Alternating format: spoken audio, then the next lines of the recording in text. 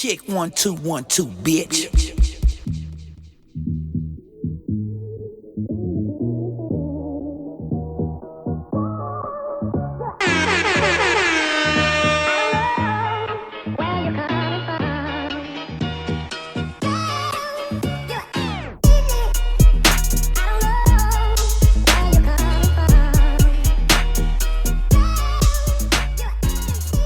What up, everybody? What up? It's episode 146. 146. Of the iLLogical Sense podcast. This is your boy Busby. And over here it's your boy JC No Hands. And Martin. Oh man, that was awesome. What's up, guys? How's it going? Shit. Now. It's going shit? I mean, I have an interesting story for what happened to me this weekend. Oh, shit. See, Martin knows. Yep. You were too busy. I put it on my IG story with the close friend feature. But I was contemplating telling it, but I was like, you know what? Who cares? This is funny. So, this past Saturday, I went to the bar, just, enjoying my shit. And I see this female. And I'm like, okay, let's spark up a conversation with her. And long story short, we start feeling each other, drinking and shit like that. I'm like, all right. And she's kind of letting me, touch her, fill her up a bit. So I'm like, oh, okay. So, we'll see how this goes. So, we drink a bit. After that, we go to my spot that, I always go downtown and shit like that. We start dancing, drinking up a little more. It gets too crowded. So, let's just go somewhere else. So, we go back to her whip.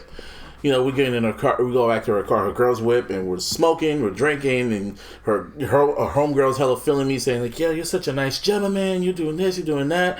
Her homegirl's just like, whatever, letting me massage her. So, I'm thinking, so I got this in the fucking bag. So no, you don't even know. Oh, you don't even know. Was that shit that Bernie Mac said? Anytime a nigga says, "Oh, I'm thinking I got this in the bag," I already know. Oh, it's how far down? Oh, hey, this is a big. I thought I had a. So anyway, she's letting me smoke her weed. She's letting me drink her Henny and shit like that. So I'm going like, okay. So after that, we get out the car and then we start just making out. I'm grabbing titties, ass, all types of shit. And I'm going like, I'm about to go home with her. Her friend is all just cool with it. So I'm like, okay, this is cool.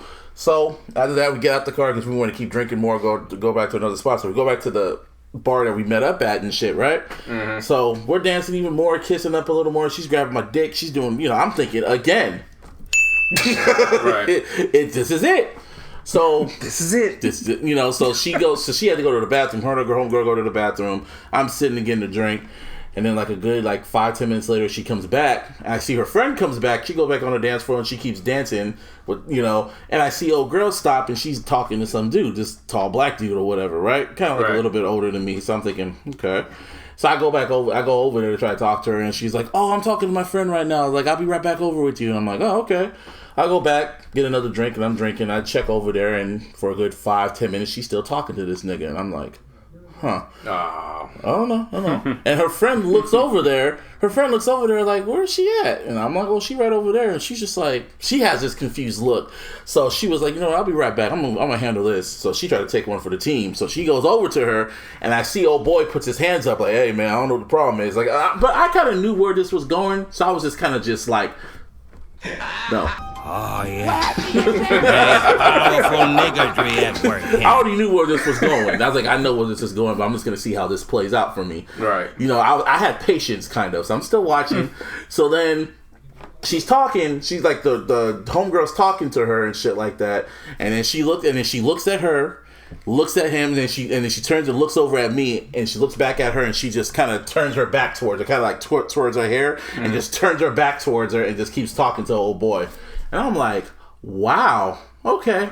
So I said, okay, I'm going to finish this drink and I'm going to be up this bitch, right? Yeah. So, she came back and they're still dancing or whatever. So then she grabs old boy by the hand and kind of brings him right in front of me and starts dancing right in front of me with the old boy. And I'm just like, oh, this is the type of hype you're on. Okay. I was just like, okay, I'm out this bitch. So I go over to her. Damn, you let Hot Girl Summer get a 4-point play?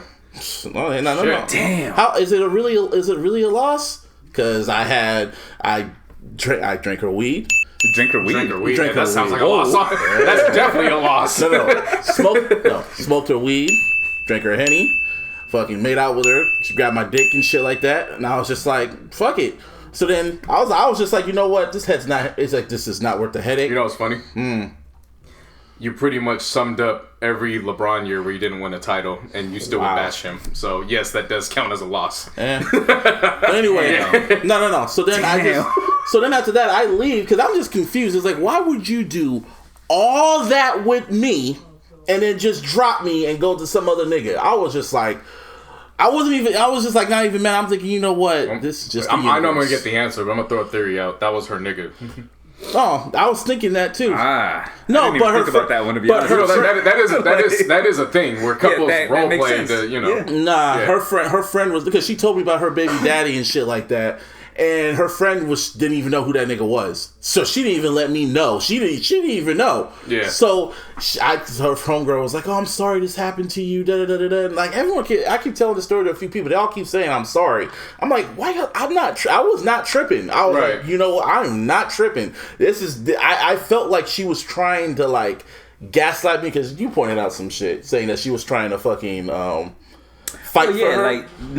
Not fight the dude, but like fight for her. Yeah, like to gain, like to get her, pretty much. Yeah, and I'm like, you're not my bitch. Yeah. Like, I'm not your nigga, and you made your choice, so fuck it.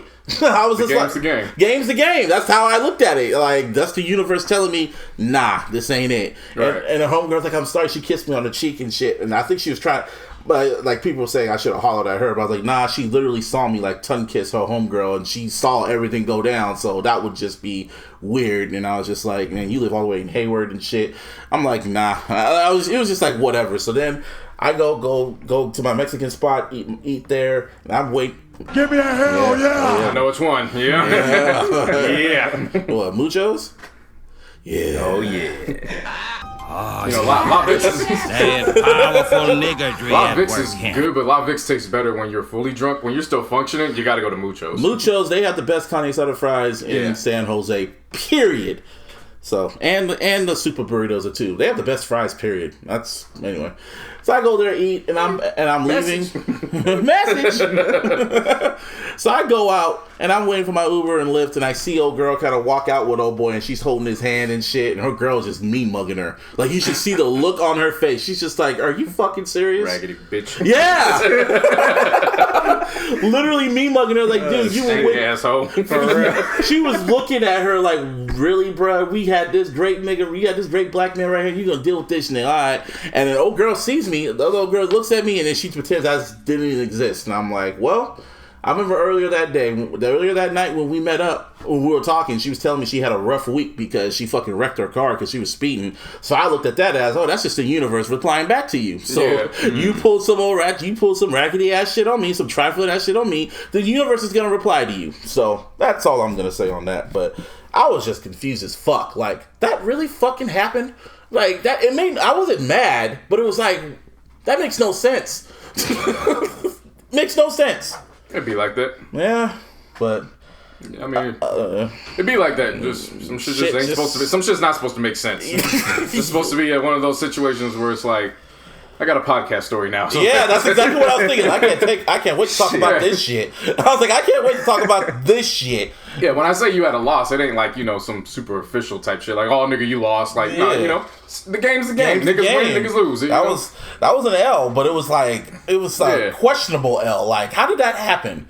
That's how LeBron felt when the fucking who beat them in the first time with the Heat? The Mavs. The Mavs when the Mavs beat them. Yeah, how the fuck that happened? Yeah. So you sound just like LeBron afterwards too when he was at the podium. Everybody got to go back to their raggedy ass lives and shit. I'm still gonna be me. I'm talking about you fucked your car up, so there's a sign right there. Yeah. Damn. Yeah. LeBusby. That's the new one. LeBusby. Yep. That's it. Yeah, that was just so fucking random. I was like, I can't wait to talk about this shit. Yeah. But that was just, other than that, my weekend was cool. Saw that movie, what's it called? Scary Stories to Tell in the Dark.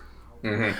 That shit surprised me. That was a good movie. Interesting. Like, I thought it was going to be more garnered for kids because of the book and shit like that, the book series. Yeah. Oh, man, that movie just... Oh, yeah.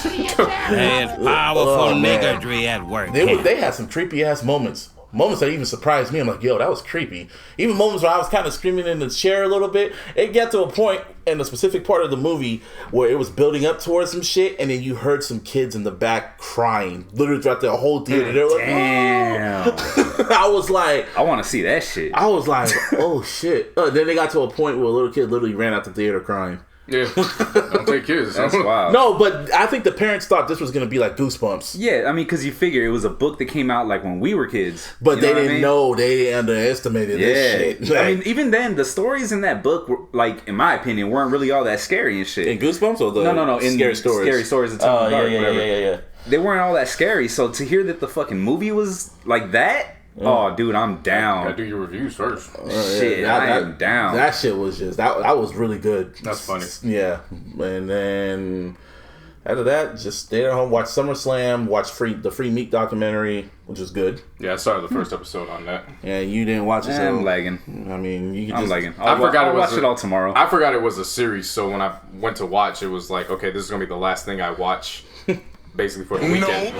And I saw the first episode, and I was like, damn, all right, well, at least let me start. And all the episodes are like either 30 minutes or like 45 minutes. I was actually glad to see that there were reenactments. It wasn't just like, Oh, okay. It gave it a whole different feel to it, where it was like, it wasn't just stories, like, and just the footage of the streets that it happened on. Like, it was actually they reenacted the shit. And they really go into detail about the judge and just a whole bunch of shit. And I'm like, damn, like first I regretted all the shit I said about him like last year when he got locked up again. I'm like, damn, my bad, me. Yeah. I didn't know you were going through it like that, especially for the charge for what happened. Like, damn. So it's a biopumentary. It's a biopic. biopic documentary. Possibly. Yeah, something like that. This is a regular doc. This is a regular documentary. Yeah. I saw that. I watched The Rocko's Modern Life. Oh, I watched that shit too, and I passed out. I was pissed. Why were you pissed? I was very pissed. And everybody's going to think I was pissed off with the storyline. I wasn't. I was like, wow, that's actually a good storyline. Just for how long the shit was? They could have made a full fucking 6 to 8 episode miniseries out of it. Like, they legit rushed everything into 45 minutes. It was a 45 minute They could have did one episode just on the O phone, or the O store alone, like the Apple store. Right. Like, they could have did one episode on that alone. They literally rushed Heifer and Filbert during that whole segment. Wait, what? Yeah, because they rushed everything. It was just like they would give them like 30 seconds of each little topic, and then they would jump to the next one. I told Larissa, I was like, I was so disappointed because obviously you're not gonna care. Spoiler alert. For watch Rocko. Right. So Ralph, of course, the big head's son, he transitions to a woman. Yeah, he's a transgender. So, but he disappears, so they have to go find him. When they find him, it's just this whole thing about change because they've been in space for 20 years. They come back. And so that was the last episode of Rocko's Modern Life? They went to space? Yeah, remember? Because that's when I never saw the last episode. The last one, remember? Because they left and then they had the kids. Filbert and the dentist had the kids. And then they did a few more episodes. Then after that, they like dipped into space, and then that was the end of the series. I never saw the last episode, so I was like, "Oh wow!" That's why I was kind of like when I saw that they're in space. It was like when we last saw them, they were in space. Like that happened. Yeah, and I had to look it up and shit. And I was like, "Oh, okay." Well, that's when Nickelodeon canceled it. So. Man, no, I was fairly disappointed because I was like, "Fam, you could have did so much with this. Could have been a full-fledged series. They could have that's crazy. Well, Nickelodeon probably wanted. This probably could be like the pilot for the new series. It could be a whole reboot. If it is, it's horrible because they literally rushed their way into it. Like it was only 45 minutes too. Yeah, that was kind of I'm saying there could have been a 6 to 8 episode miniseries. Yeah. Imagine them rushing that shit into 45 minutes. I'm starting to put that together. I mean, I thought it would have been regular episode's only 30 minutes, so you figure. I thought it at least been like an hour or maybe an hour, 10 minutes maybe. But yeah, that was damn. That's ridiculous, man. But yeah, other than that, talk about doing it wrong. Shit. Hey, it was good. It was great nostalgia though. It was. I mean, when they rushed it, the nostalgia only lasted for increments at a time. That was like remember when they brought back Ren and Stimpy and they made it super like adult, and that shit was trash. Yeah. The only good reboot I liked was when they brought back Beavis and Butthead on MTV for that one season. Yeah. I was mad when they didn't bring it back, but I really liked that season, the later season of Beavis and Butthead. But other than that, I saw that week 2 of No Red Meat. I had my first craving on Saturday, but it wasn't anything outrageous. You know what I'm saying? It wasn't like, oh my god, I'm dying, I need it. You got like 2 more weeks left anyway. Yeah, damn, already? By the end of this week, we'll already be at the halfway point. Yeah, that's what's up. But yeah, I drove past a Wingstop and I was like, oh, that would have been nice. And then Wendy's, started advertising the spicy nuggets. And now Popeyes has the chicken sandwich. Everyone's talking about that damn chicken. Yeah, I was like, damn, y'all bring up chicken. Popeyes one? Yeah. Oh yeah. Yeah, I'm kind of glad because we could have went to the Niner game. It was like super last minute on Saturday. Right. Like my neighbor. Seriously. My neighbor hit up my mom. My mom hit me when I was at the movie saying, "Oh, we got extra tickets for the Niner game. They got tickets for the Niner game preseason against the Cowboys." And I was like, "Oh." So I tried to hit up Martine. He said, "No." You were taking a nap and you said, "No." Wake up and go work after. Yeah, that's what I figured. And everyone else just didn't answer the phone. I was like, I ain't gonna go by myself. Fuck Hold all up. Let me clarify. It's not like I just said no to a Niner game because I don't do that. I know that. Like, you were the first person I called. That's the thing. Yeah, I was gonna say because to the Niners, I do not say no. Right. But I was with my godson. Yeah. So if I had, so it's like if you had an extra ticket, I we out there. Oh yeah. You know what I mean? Oh yeah, that was the plan, but I only had 2. Yeah. And it was VIP shit too. So we could have been up in the suits, and they had food. Sweet, my bad. We had a suit. Suite or whatever, and we were up in there, and there would have been food and chicken. So I know if I would have brought JC, there would have been like temptation for your ass. It would have been bad temptation. It just would have been like, that's the reason why I did it now. Yeah. Was that way when football came, I wouldn't have to worry about it. Yeah. So it's not necessarily about the temptation. It's just the fact that had I gone, I'd been like, this kind of defeats the purpose why I did it in the first place. But hey, man, I just put myself in the scenario. That's what I said. The point was to get the no meat out before I was watching football. Oh, nigga. And powerful chicken nigga around me. Yeah. I can see Larissa just like. She tried that shit last night too with Chick-fil-A because of the whole thing. She's like, we're boycotting Chick-fil-A, and I was like, I'm gonna be straight up with you, Chief. I could walk into Chick-fil-A once this fast is over, and this old ass white man could walk up to me and just say, "Watch where you're going, nigger," and I'll look at him and be like, "Damn, for a Chick-fil-A employee to say that to me, I clearly was in the wrong. I apologize. Wow. I did something wrong here." I thought people were trying to tell me about In-N-Out because they're saying the people from In-N-Out are like distributing whole ass's campaign. Ain't gonna stop me from going there. I'm going there. All that shit. Truth be told, I used to be on that wave too. Same here. Until you get older and you realize if you were to really boycott every single company that did something against what you thought, you'd have to form your own company. You wouldn't be doing anything. I said flat out. You wouldn't even have insurance for your fucking car. Nope. I said flat out, just vote. That's all. I'm going to eat this double-double. Yeah. I don't know about you. Like, he could spend all his money and shit. It don't fucking matter if you vote for the other guy. Just vote for the other dude. Get this nigga the fuck out. As far as this food, nigga, this is non-negotiable. Yeah. Oh, this 3x3? That shit's going down. This animal fries? Yeah. Oh, game over. Starts making the national championship visits to the White House look a little different now. I'm looking at it like, maybe I was a little too hard. Maybe it was just who was in the White House because shit. If Obama made some soul food, chicken sandwiches look mighty scrumptious now. You wildin'. You still wildin'. Nah. You're going too far now. But again, I went into this fully thinking it was going to be a lot tougher. And don't get me wrong, the days I had cravings, again, even though I wasn't dying, it still was like, damn, it would be nice to have it. Yeah. Right. I really overthought this and realized, okay, this isn't my weakness. Shit, it's gonna be between dairy and wheat. Oh, that's gonna be hard. Because I already know what the number one weakness is gonna be. What? It's when I fast sweets. Oh, I've noticed. I've done that shit every single day. That's rough, bro. Like, every single day so far, I have noticed just how much sweets I've consumed and lack of red meat. I had 2 meals this week where I survived just purely off of sweets. Shit. And it wasn't because I was craving or anything. It was just the fact I'm out in the go. Again, I'm out in the go. This is the closest thing. Let me just go and grab it. Damn. That's going to be tough. Yep. Yeah. But other than that, it's pretty good. All that aside.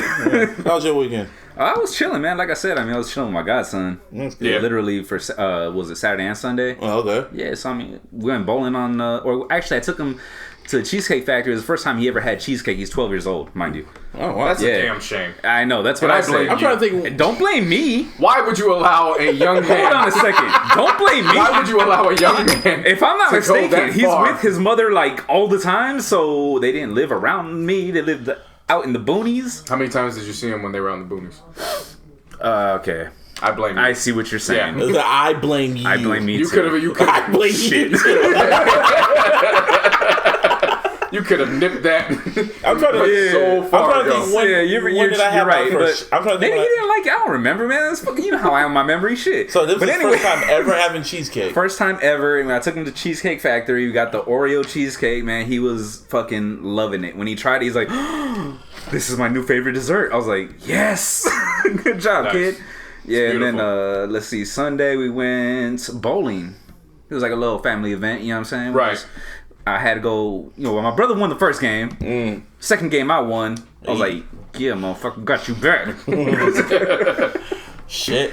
Yeah, but that's about it, though. That's And then there was smoke. Of course. Lots and lots and lots of clouds of smoke. I don't think you have to update us on that. Hey, man, I mean, look, that needs a specific, like... I don't think that has to be updated type anymore. shit. Because, you know, No. The day you don't smoke is the day I picture you not breathing, and I don't see that happening That's for a long time. So, like you telling right. me, you telling us you smoke, You're like right. it's like me saying, "Yes, all weekend I breathed." That's very true. We know. This is true. We understand. Yeah. You're making a lot of sense right now, Jay. If anything, I like that. come in next week with a strain. That's what he should do before we get into the show. Start off with a strain of the week. I like that idea. Yeah. I'll start doing that. We don't need to know I like that. I like that. What was the strain you smoked? Yeah, what was the strain of your week? Well, the strain that I've been on is Gary Payton. That That sounds like a motherfucker that just wraps your lungs up. Dog, I'm telling you, that shit, oof. You smoke that, you instantly in the clouds. Yeah. No lie. Yeah. Like, you up there. That's an indica? real quick. Yes. I can tell. Hybrid indica. Yes. You don't get a nickname being the glove in the NBA. Your shit not an indica. Like, that shit's gonna wrap your lungs. I know. Shit. Other than that, music dropped. Yes, it did. Rick Ross, Porta Miami Dos. Yes. That's two. That's Spanish. two. That's two. Two. Yeah, Ricky Rose dropped his 10th studio album. This is his 10th studio album. That's fucking wild. That How is many crazy. mixtapes has he dropped? Like 4, 5? He got what is the Alberta? That one mixtape, the EP that was they call it an EP, but you know, It was a mixtape. still a mixtape. Rich Forever. Rich Forever, Ashes to Ashes, which introduced Meek and Wale as Maybach music. Yeah. And then Black Market was the album, but Black Dollar was Black the mixtape. Dollar was that's the one he should have released first. Yeah, that's the one. He But should again, have to me that's Def Jam. If Def Jam returned, if they told him no on Rich Forever, Yeah. I'm blaming Def Jam for that too. You blaming Def Jam for everything. Yeah. Fuck the label. They fucked with a lot of my favorite artists that have been on the labels for them over the Why years. is Trump elected? Blame Def Jam. Yep. Might as well. Fuck the label. Anyway. Sounds like a good idea to me. Yeah, okay. Anyway, all in all, Port of Miami 2, this was a very, very good album. It was. Very good. Y'all I can want say to. that. I want to do the opposite of what we did for Chance's album. Which is praise it? No, which is I want to get the critiques out the way first because the praise I have for this album far outweigh the critiques. That is powerful niggardry. Yeah, so I unlike the Chance album where we had to look for positives. You have to look for positive. I just want to get some of the critiques I had out the way. Yeah, for you Port get of it out the Miami way. 2. You get it out. So the main critique I There's had. nothing. No. The main critique I had for this one was it just didn't feel like that typical Ross record where it was fully cinematic. Yeah, all of his albums have that feel. You know what I'm saying? There's that intro record. Act of Fool is okay. And I say this, it's funny because I say this knowingly recognizing Teflon Don for me is his classic album. Mm-hmm. And Act of Fool sounds like I'm not a a star. more watered down I'm Not a Star. On my version of Teflon Don, I had Mafia Music 2 intro as the fucking intro track for Teflon Don and shit. But I know what you mean. Yeah. And I don't want to say watered down like Act of Fool is bad. It's just to open the record with that. Yeah. At least And then leading the and track back, what is it? I'm Not a Star. It still felt cinematic. Yeah. Like there's still elements. Yeah. Act of Fool, it kind of just jumped right in. It was like, all right. Yeah, but it was the only trap song on the album, if you notice. The only trap sounding shit. Because everything else was just smooth. There was that, but then Born to Kill kind of had that trap. Kind of, but that was kind of just more smooth sound. It was a smoother trap. Yeah, it was like, there was the only hard bass hitting, like, trap sound. Yeah. Like, vintage rock. Yeah, so it was that. Right. The transitions didn't sound as crisp to me on this one. It kind of just sounded like shit just jumped right in. Right into it. So it was no lead-ins, you know what I'm saying? Like, you know how a Ross record usually is, you know what I mean? Like, you think about War Ready, the lead up to get into the track. Yeah. Like the talking excerpt, and then all of a sudden that little build up where they put that 40 War Drake Ready. effect where it kind of sounds like water shit. Yeah. It wasn't that. Yeah. And then probably just the sequencing, just a little bit like you probably could have placed certain songs in different places. Yes. Sure. So I mean, those are my 3 critiques. Now, once I get past the critiques, Then it's great. like on the 3rd listen, once I get past that on my 3rd listen, because I probably listened to this shit probably 5 or 6 times this weekend. I listened to it. That's all I listened to this weekend. Once I got past that, I was like, all right, it still doesn't matter. This is still a fucking great ass album. See, my only critique here is the only thing that was missing was What's Free, and of a certain verse that we'll get to in a bit. Because What's Free, that's on Meek's album, that was supposed to be on Port of Miami too. And I feel if you put that right before Maybach Music 6 and just a certain verse added, it would have been just like mwah, perfection. See, for me, I know what you're saying because of the impact of the record. Yeah. But for me, he was smart to give that to me because number one, he had the weakest verse on that, and with one of the praises about this album is that all the features, there was no bad feature on this album. Not one. Right. But even with them giving him A1 material as a featured artist, Ross wasn't outshined at all. He was either still on par or he still was the main attraction. If people would have listened to that and got to What's Free and heard that whole verse, I'm like, I don't want to listen to nothing else. That's what I'm saying. Like until you heard, if a certain feature happened on Maybach Music 6 and then you heard Gold Roses, it would have been like back to back to back, just like, oh my. So. Yeah, but other than that, I have no issues with this album. No. None. Turnpike Ike was amazing. That nobody's favorite was Gunplay had one of the best verses. A couple people hit me up. They're like, when did Gunplay start rapping like that? And I was like, fam. Always been rapping like that. Man. But no, I was joking with him. I was like, fam, I can only think of when you go to Love and Hip Hop after you've been on a Kendrick record and realize that all that shit doesn't happen for you every single day. So when Ross calls you back, you take full advantage of it. That's what it sounded like for me. Even though I know Gunplay could rap, it just sounded like he had a different perspective, and he's like, "Oh, I gotta kill this shit. Like, hey, this can't be another feature." Yeah, he fucking rapped his ass off. He needs, I'll give you that. Ross needs to executive produce his album. Like, I'm not saying debut, but Ross needs to really make Gunplay a project. Well, he's not on the label anymore. Really? He hasn't been on the label for years. So what label is he on? He was on an indie when he dropped his debut. Well, whatever the case, Ross needs to make him a project. He needs to just executive produce an album or something. Just something. Because he's too good of a rapper. What else was there? Summer Rain was fire with Summer Walker. What? I don't want to go through all of them. Yeah, not all. I don't want to touch on the same songs. But Meek Mill to me had the best featured verse on Bogus Charms. Oh yeah. That's what I'm talking about. The cinematic. That was cinematic as fuck. Oh yeah. Big Time, of course, was fire. Rich Nigga Lifestyle. Sweet. Rest in peace to Nip. I'm just saying that because it was literally the same fucking sample.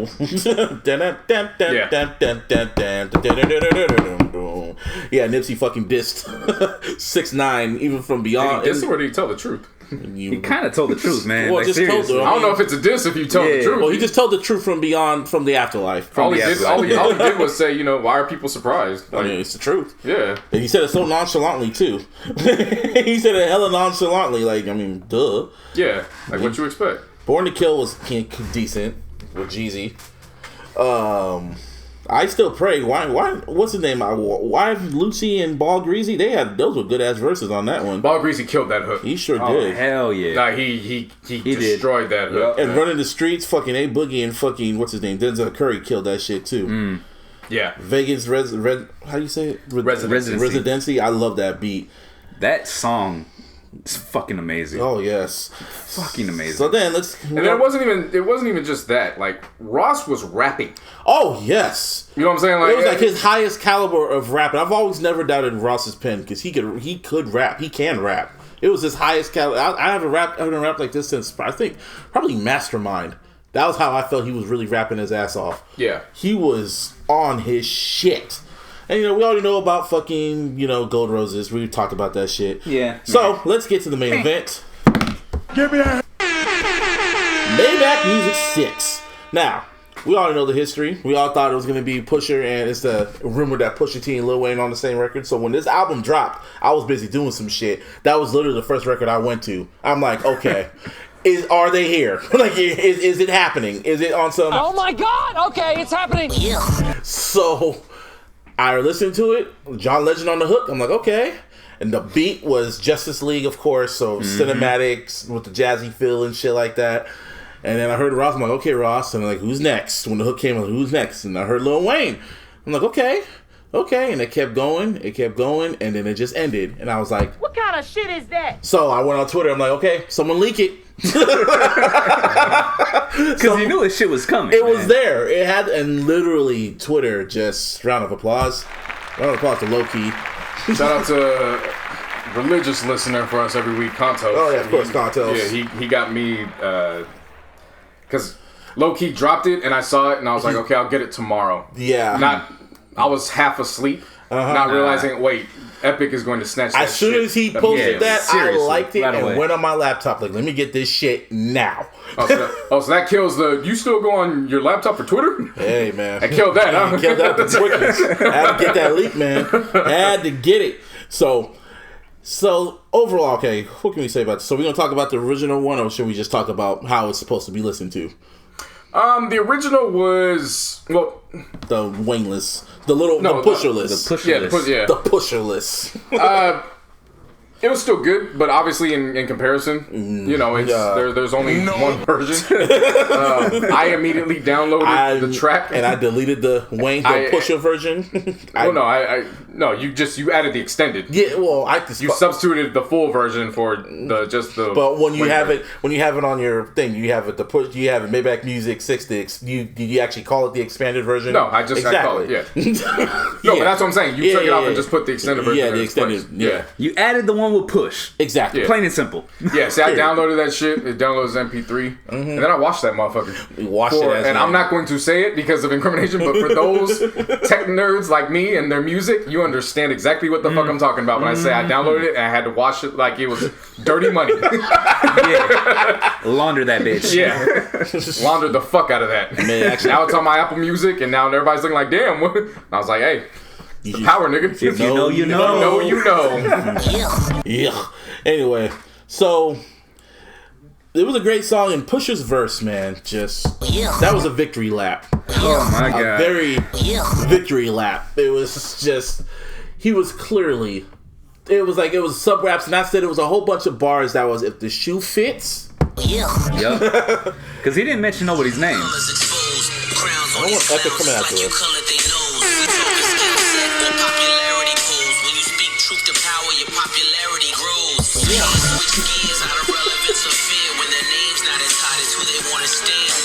Give me a hell yeah! How can you compare when you say you been rich but be needing shit like veneers? Every $100,000 chain I see on 1,000 ass neck that I dare not be. Young nigga, old nigga, you all the same to me. Just one slick tweet from treading dangerously. Rare form, airborne, clear. You gonna play the whole verse? Yeah. I don't know Epic coming after us. That's why the Epic sound is over it too. And it ain't an official song. Still true. Sit back and let them draw their own conclusions. A picture's worth 1,000 words, Mr. Houston. Wonder why cocaine's up in every song. When music failed, cocaine right at every wrong. White Ferrari, Bo Derek, but the inside's black is standing bow-legged. Go home and go get it. Your Miami rental cars are sleeping in my garage. Yeah. Yeah. Bruh. Yeah. Salute that man. That was, he just, yeah. What is there to say? Like, he killed it. Like, he literally, everyone was talking about that verse, and you could tell he was talking about Aubrey. He's talking about probably there was a little slight jabs at Wayne on there. He went at the whole fucking crew. He said all you niggas are weird. He said when he said niggas, what's the Houston line? What was it? The picture's worth 1,000 words, Mr. Houston. It was like you said, it was a double entendre. It had to be because when I heard that, the first thing I thought of was like, oh, he's talking about Jay Prince. Picture's worth 1,000 words. I'm thinking of the blackface and shit like that. Yeah, the blackface Aubrey. yeah, and just. But then also, the picture's worth 1,000 words. His album cover was Whitney Houston's. Yeah, wow, dress or counter or whatever the hell. He's in a different league. Yeah, don't mess with him. He's a different. He's from the era that we recognize. Yes, as the elite era, right? And he just said it. And this is why I wanted it to be right after I put "What's Free." If I had "What's Free," you would have that verse from Hov, and then the next verse you would have had Pusher, and then literally the next track after that was Gold Roses featuring Drake. And it's so funny after you hear Push's verse, when you hear Gold Roses, you hear Drake saying, "I don't know, man, it's over." Like he's like, "Shit, man, what can I say?" Yeah, on that version, it's just funny to transition with that, like in between Wayne and Drake. Yeah, it's Push. Yeah, which is funny. Yeah, and then it would have been like, wow, that's just man. And well, anyway, so Ross did a whole bunch of interviews about what happened and why he took Push's verse off, and he just said, it just wasn't the right time, just even though he spent the whole week saying, leading up to the album, that he wanted to spread peace and all types of shit towards them, and then when the album drops, he's like, yeah, at that moment I thought it just wasn't the right time, but pretty soon, like probably here, I'm gonna have them all on the record. I'm gonna have Kanye, I'm gonna have Pusher, Wayne, and Drake on the same record. I just laughed and went, no. I don't think he meant it was going to be on his record. He wants them all together. I think what he was talking about was facilitating and being the mediator. Right. Yeah, trying to make sure they're all going to be on the same record together. Yeah. I mean, nah. No. Good luck. Good luck with that. I've seen Stranger Things. I agree with you, bro. Like, am I holding my breath on it? No. Nope. But I have seen. I mean, this is the same nigga where, him and Jeezy beef for 6 years for nothing, but in retrospect. Yeah. And all of a sudden, they haven't stopped making records with each other. And that shit was borderline, if I'm not mistaken, it had some street value in it. Okay, yeah. Remember when Hov and Nas did that whole tour of features with people? After they like squashed their beef, they jumped on Ludacris's record, and they jumped on a few other people that were on each other's records. Called like a tour of peace. Yeah. Shit. I mean, T.I. and Ludacris. That yeah, there were some implications behind the scenes with that. Yeah, and then they did a whole fucking. Then they were on each other's albums nonstop. But it was for at least for a period of time. But you already know, clear as day. Somebody called.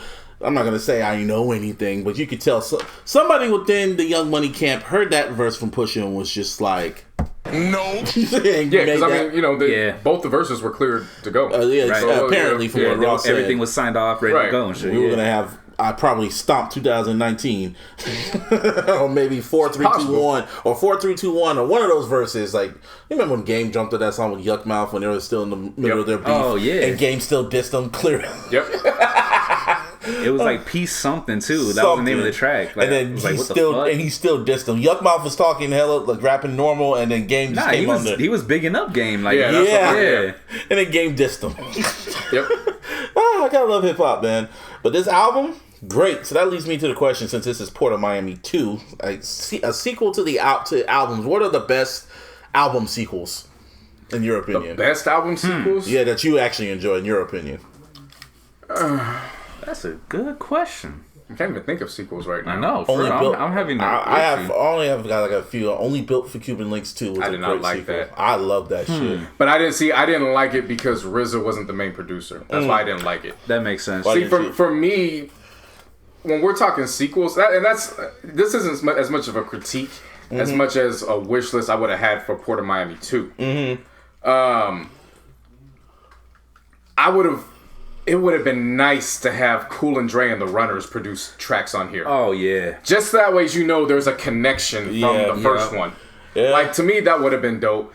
Gunplay by himself was cool, but to have the entire Triple C's would have been amazing. Okay. There was the cat on the first Port of Miami. I think his name was J-Rock or something. but he was on Pots and Pans. It would have been nice to hear a Pots and Pans 2. Yeah. With him coming back, or the other cat Rodney. Like, there were just elements where it's like you didn't have to bring everybody back from the first one. You just had some, just Just revisit some have a elements. connection to bring it in. Like, I really felt that was a missed opportunity because I felt Cool and Dre could have set him up with a perfect intro type track. Yeah. I get you on that. Yeah. You know what I'm saying? Especially Like, the way they use the samples and shit like that. Yeah, definitely. It's like for me, like I said, only built for Cuban Links too. I really fuck with that.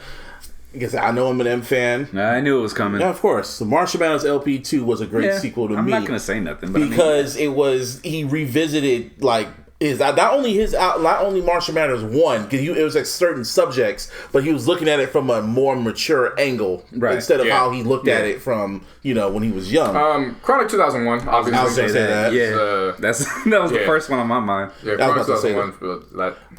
What is and there was a connection too. If you were like you're talking about the next episode. Next episode. I mean you've missed that. Dr. Dre's discography to me is the Godfather trilogy. Oh, okay. Yeah, I can see that. I can see that. Like all the characters play a role. So many times. Yeah. And let's see. I wanted to say the Blueprint sequels, but Blueprint. I like Blueprint 2 had a great tracks. Blueprint 3 it's just out there. Blackout 2 with Meth and Red. That was a good sequel. Good. Yeah. That was a very good sequel. There's one other sequel. Documentary? Part 2? Documentary 2? Or 2.5 or whatever. 2.5, whichever one. Yes, that was it passed the bar enough. Yeah. For sure. I'm thinking of another sequel. Another album, another hip hop sequel. There really hasn't been that many.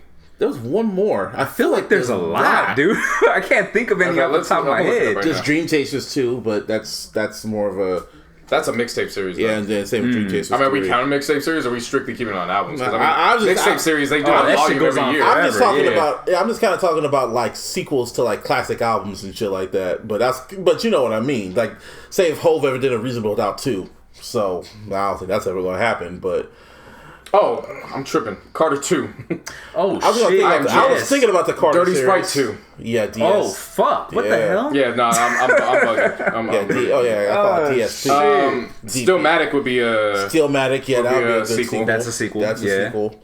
Volume 2. Hard Knock Life. That, to me, out of all the volumes, Volume 2 is the best one. Yeah, that is a sequel. Yeah, Volume 2. How do you guys feel about Run the Jewels 2? Yeah, I never cared about Run the Jewels. I understood it. Not too big on them like that. But I know Like, I like them, don't get me wrong. When I hear it, it's cool, but... What were the worst sequels? Blueprint 2. Blueprint 2. Easy. Yeah. Without question. Carter 4. Yeah. See, once you get past 3 to me, that's when we start getting into a franchise. Yeah. You know what I'm saying? Like, it's no longer a sequel to me. Like, it's like a franchise. It's a franchise now. That's how Hope stopped after 3. Yeah. I hope he doesn't continue. Yeah. I'm not... I'm trying to think what was the worst one, but it was just like I said, like Jay kind of gets saved definitely. Because there was a Blueprint 3. So he to me, it kind of falls into that franchise. He did Blueprint 2 because he was in his feelings after the whole Ether shit. He wanted to prove himself. So yeah, but then you got to blame Young Guru for making him do the whole double album and shit. So whatever, his fault. Yeah, he'll admit that. He will admit that. Okay, what albums do you feel need a sequel? If you ever want someone to make an album sequel, well, I don't necessarily. There's not a lot right now. Yeah. But I would tell you that for sure what would have been a dope-ass situation, and it did present itself at the right time, was Doggy Style 2 around 99-2000. Because remember, that's when he started working back with Dre. Yeah. Dre, I don't think Master P would have had any issue with Dre coming in to produce the whole album again. Yep. He did it for the last meal, didn't he? Or he didn't produce the whole, but he did most of it. He did a good portion of the tracks. Yeah. So I don't think he would have had an issue doing that. Right. You know, they had basically all of them were off death row at the time, so it wasn't like there were contractual situations. Right. I think the only situation that was going on was Daz and him were beefing at the time because of the money situation. Come on, but that's family shit. Yeah, so, but for a lot of people who don't know, that's why Daz wasn't in the next episode video. Yeah. So you feel Doggy Style 2 would... But see, it only could have been at that time. I don't want to hear Doggy Style 2 now. It's far too late. That's how I feel about Watch the Throne 2. If it ever happens, I do not want to Watch the Throne 2. I feel Watch the Throne was literally a once in a lifetime event that happened, and now Hove and Ye are kind of on literally not even on the same wavelength right now, or mentally, they're just on two different paths right now, and just to make that be like water and ice. Yeah. They're on water and ice. Water and oil. That goes together. Yeah, like, Water and oil. Something doesn't sound right. I got you. I think those go very well together. Yeah. It would be like water and oil. It just would not mix well right now. Enough time has passed. I mean, for the average hip hop listener, that's probably way past the limit. But I'm still anxious to hear Loso's Way 2 from Fab. I really did like the first Loso's Way. Yeah. So, enough time has passed if he ever does decide to do it. It's funny. People want Drake to do Take Care too. It's so far gone too. I'm like, dude. Well, he's past that. You know what I'm saying? Way. I wouldn't even say he's past it in so terms of like far past that. Bigger. Hey.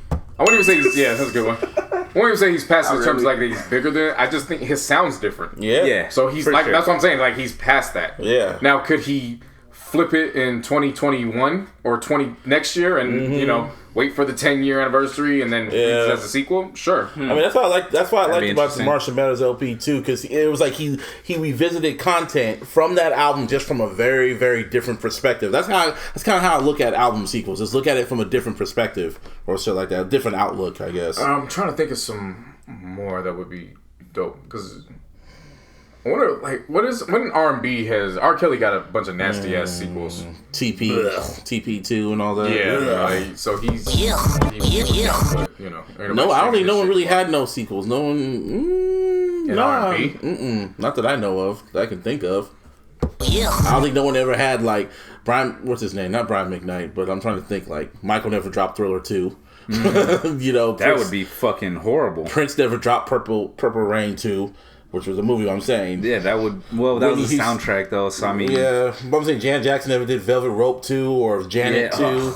Can you imagine if they did, though? Like, that's the thing about it. Like, you just doesn't sound right. Nah. Like, when you said Thriller, I was like, no. Yeah, never touch it. No. Even Michael would never want to do it. Michael would never want to do that type of shit. He always wants to, like, go on to the next one. Yeah. Well, you trying to look for R&B sequels? Just to see if they're, they're around. Maybe song sequels, I can see that. But see, to me, a song sequel is kind of like, that kind of goes along with Confessions 2 and shit like that, yeah. Like, R. Kelly did like a whole... And he did a whole series with the whole Mr. Big situation. Ugh. I know, but I'm just saying, he did that. I know, but... Contagious. I'm glad we didn't bring up E40 because E40 qualifies for me under the franchise mode. Yeah, he is a franchise. He's a whole franchise. He's an anthology series. He's a Marvel Cinematic Universe. He's got his own Fast and Furious series going on with pretty much. Black Brochures. Oh my god, that was like 5 of them. Migos did Culture too, but yeah, they did. That was a bad one. Yeah, I forgot about that. Nicki did fucking Roman Reloaded. Ugh. You get to that. You get to her in a bit. Push did one, but I don't qualify because the first one was a mixtape. Which one? Fear of God. Oh yeah, they did Fear of God 2, and it was like, EP? But then the no, because they had like 12 tracks on it. Yeah. But then there were like 5 tracks from the first Fear of God tape that were on that. So I was like, I don't know. I see what you. Oh, Hunger for More 2. That was. It was alright. Alright. It was alright. Damn. Wasn't groundbreaking. I Am Sue at Kilt 2. Kill 2 was actually really good. Great follow up. Yeah, I remember that one for sure because I remember seeing Son of a Pimp 2. Yeah, of course, bruh. Great. That was a great album. Damn, that shit just hit me too. I was like, oh shit. See the Bay. I don't want like to put the Bay because the Bay like there's a sequel for everything for almost every rapper's discography. Albums. Like, look at Filthy Rich. Like, he has whole sequels. That's what I was saying. Like, are we including mixtapes and all that kind of stuff? didn't have none. No, but I'm saying in general, big rappers have No, he sequels. did. Don't Hate the Player Part 2. Yeah. Damn. Shit. Filthy Rich has like a whole series for Not Enough Real Niggas Left 1, 2. I think he did a third one too. Oh yeah. Yeah, Not Enough Real Niggas Left. Yeah, man.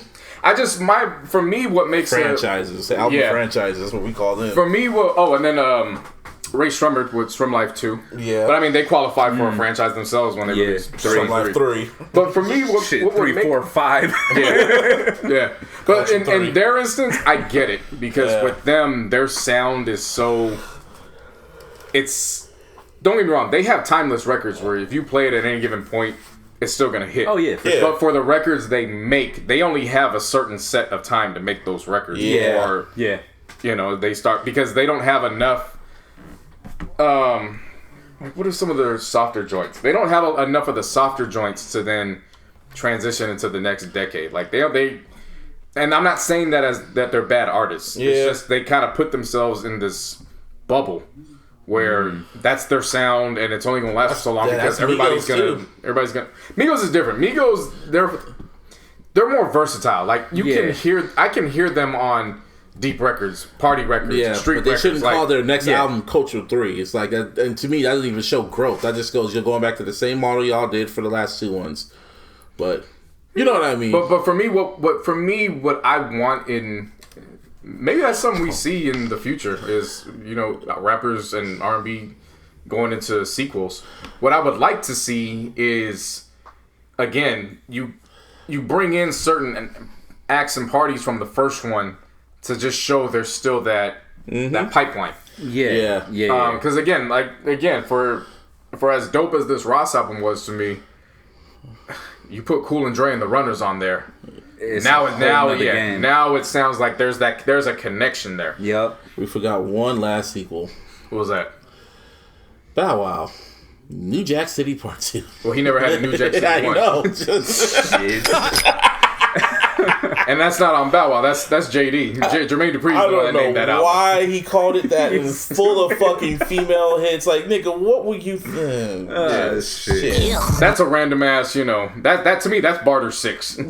Shit. Like, that shit ain't got nothing to do with nothing. I will never forget when the Young Thug. Now that's a sequel. No, that's a standalone. That's franchise? Fucking Belly 2. I couldn't believe when Young Thug really wanted to call his album Carter 6 because he wanted to quote unquote continue the legacy and all this shit. And then when Lil Wayne literally just sent him a cease and desist letter, like, no nigga. Yeah, get the fuck out of here. Get the fuck out of here. Yeah, then he called it Barter 6. And then all of a sudden I remember the Young Thug fans were going like, oh, Lil Wayne's a hoe ass for that. I'm like, how is he a hoe ass for protecting his brand? Are you serious? Yeah. That's the equivalent of Riff Raff trying to fucking call his shit the Marshall Mathers LP3. What? Or an F. And the irony shit. The irony of that too is they would be calling foul and bitching and complaining if some other rapper came out and released a new Slime season. Yeah. So it's like, because I do remember the Barters, they're like, oh, he's gonna do it, so Wayne might as well just let it happen anyways. But it's like, I remember they were saying that. Yeah, they were dead ass saying that. Oh, see, it's Carter fight ain't never coming back. So let's just get it out the way now. So I could just imagine what happened with Slime season 5 if some random if Designer came out. What if Lil Wayne just decided to do it? Oof. Bro. Yeah. That's the thing. I don't want to hear Wayne no more. Carter 5 was a nice send off. So, but yeah, that's what I would look for in an album sequel. Yeah, album sequels they're needed if it's warranted. If you feel like you came, we forgot Young Jeezy. That's a franchise. Yeah, that's a franchise. For sure. Like 104 is dropping next week. Yeah, you know what I'm saying? Seriously. That's a franchise. But album sequels are interesting. And if you have the balls to do a sequel to a classic album and it's on par with it, or has like the same impact, hey man. Yeah. I mean, Cudi did Man of the Moon. Man of the Moon too. But I didn't really feel that one.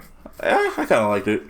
That was a good sequel. I never was like the biggest Cudi fan. Cudi I could only take him in. Yeah. Too damn emo. So I remember it got a lot of praise and I was like, it's not me. Not for me. Too emo. Yeah, I get you. Anyway, other than that, Port of Miami, Ross. Give me a hell yeah! You came with it, man. You came with it, man. Yeah. Came with it. One of the best rap albums this year. Yeah.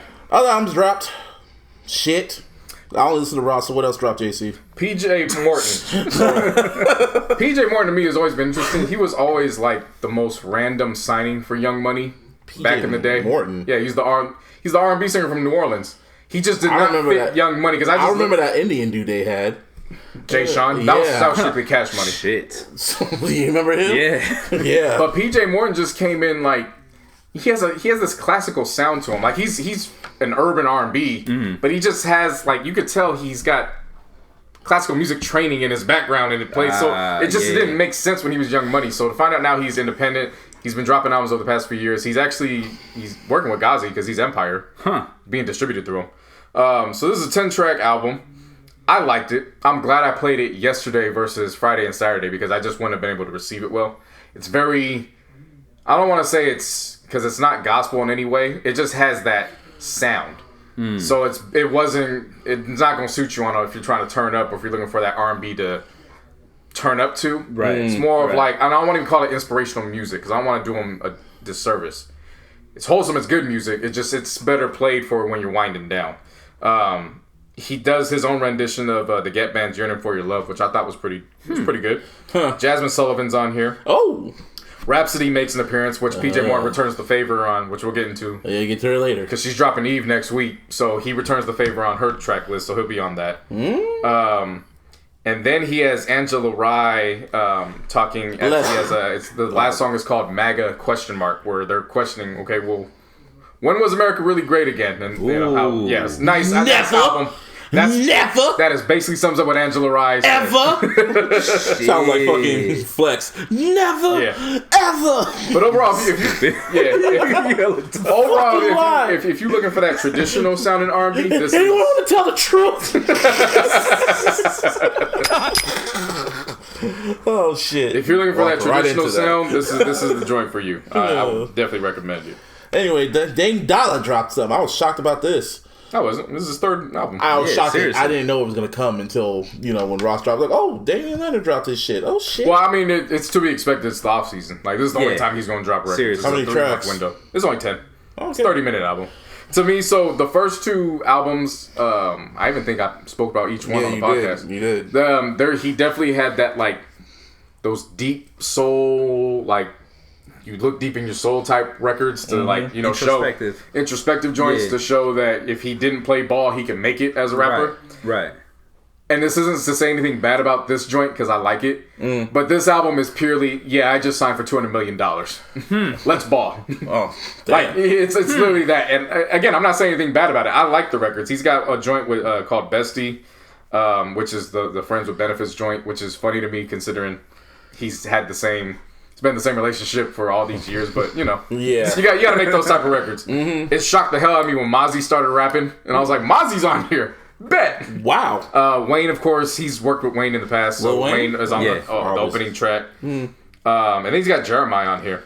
Wow. On Moneyball. Moneyball actually got picked up on a few one of Tidal's summertime playlist, one of their official playlists. Oh wow. They picked up Moneyball for that. Damn, so he's on that Shaquille O'Neal run with rapping and playing basketball. No. Okay. Dame is the best baller I have heard rap. Shaq just kind of did it when it was like, because who's going to tell a motherfucker that's 7'1", 260 pounds, no, you didn't can't he go do it. platinum? Bruh, stop. He went platinum, didn't he? Yeah, but who's going to tell him? Who's going to tell him no? No. Yeah, true. You know what I'm saying? Like, Dame to me is, Dame without basketball could have been a top Bay Area rapper out here. Not even a Bay Area rapper. Dame could have been a rapper. Yeah. You know, I don't know. I don't want to overhype him. Be like, he would have been at the top. I'm just saying he could have made a living as a rapper. Yeah. He's dope. Yeah, for sure. It's just like speaking of Shaq. That's why when he gets a $200 million contract, I'm like, he could have went all out on the features. He could have got Jay-Z if he really wanted to. Like he could have announced, hey, I'm signing Rock Nation Management. By the way, I got Jay. You know what I'm saying? Like he could have went that route. Not as an athlete. But as an artist. Yeah. But I do appreciate him keeping it. He probably will fuck around and do that too. Yeah, I do appreciate him keeping it, around the home base. He has a cat, Brookfield Deuce. Obviously, Brookfield. Oh, yeah. That's his boy. Yeah. Deuce, that's a raw ass name. Yeah, Derek Milano's on here. Who? He's an R&B singer that he's been on a bunch of tracks before. Oh, okay. So, yes. That's what he does on his off season. Just drop a fucking album out of nowhere, but just soon as the playoffs were over with, he was like, "Welcome to the playoffs. Write my album now." What would have made this killer for me is if somewhere he would have found a way to put that call of him hitting the shot over Paul George. Oh. Then I'd have been like, "Bye bye."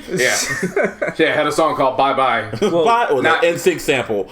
That was the what do you call it? The one he did with Marvin Bagley, right? When they were going back and forth, he named it "Bye Bye."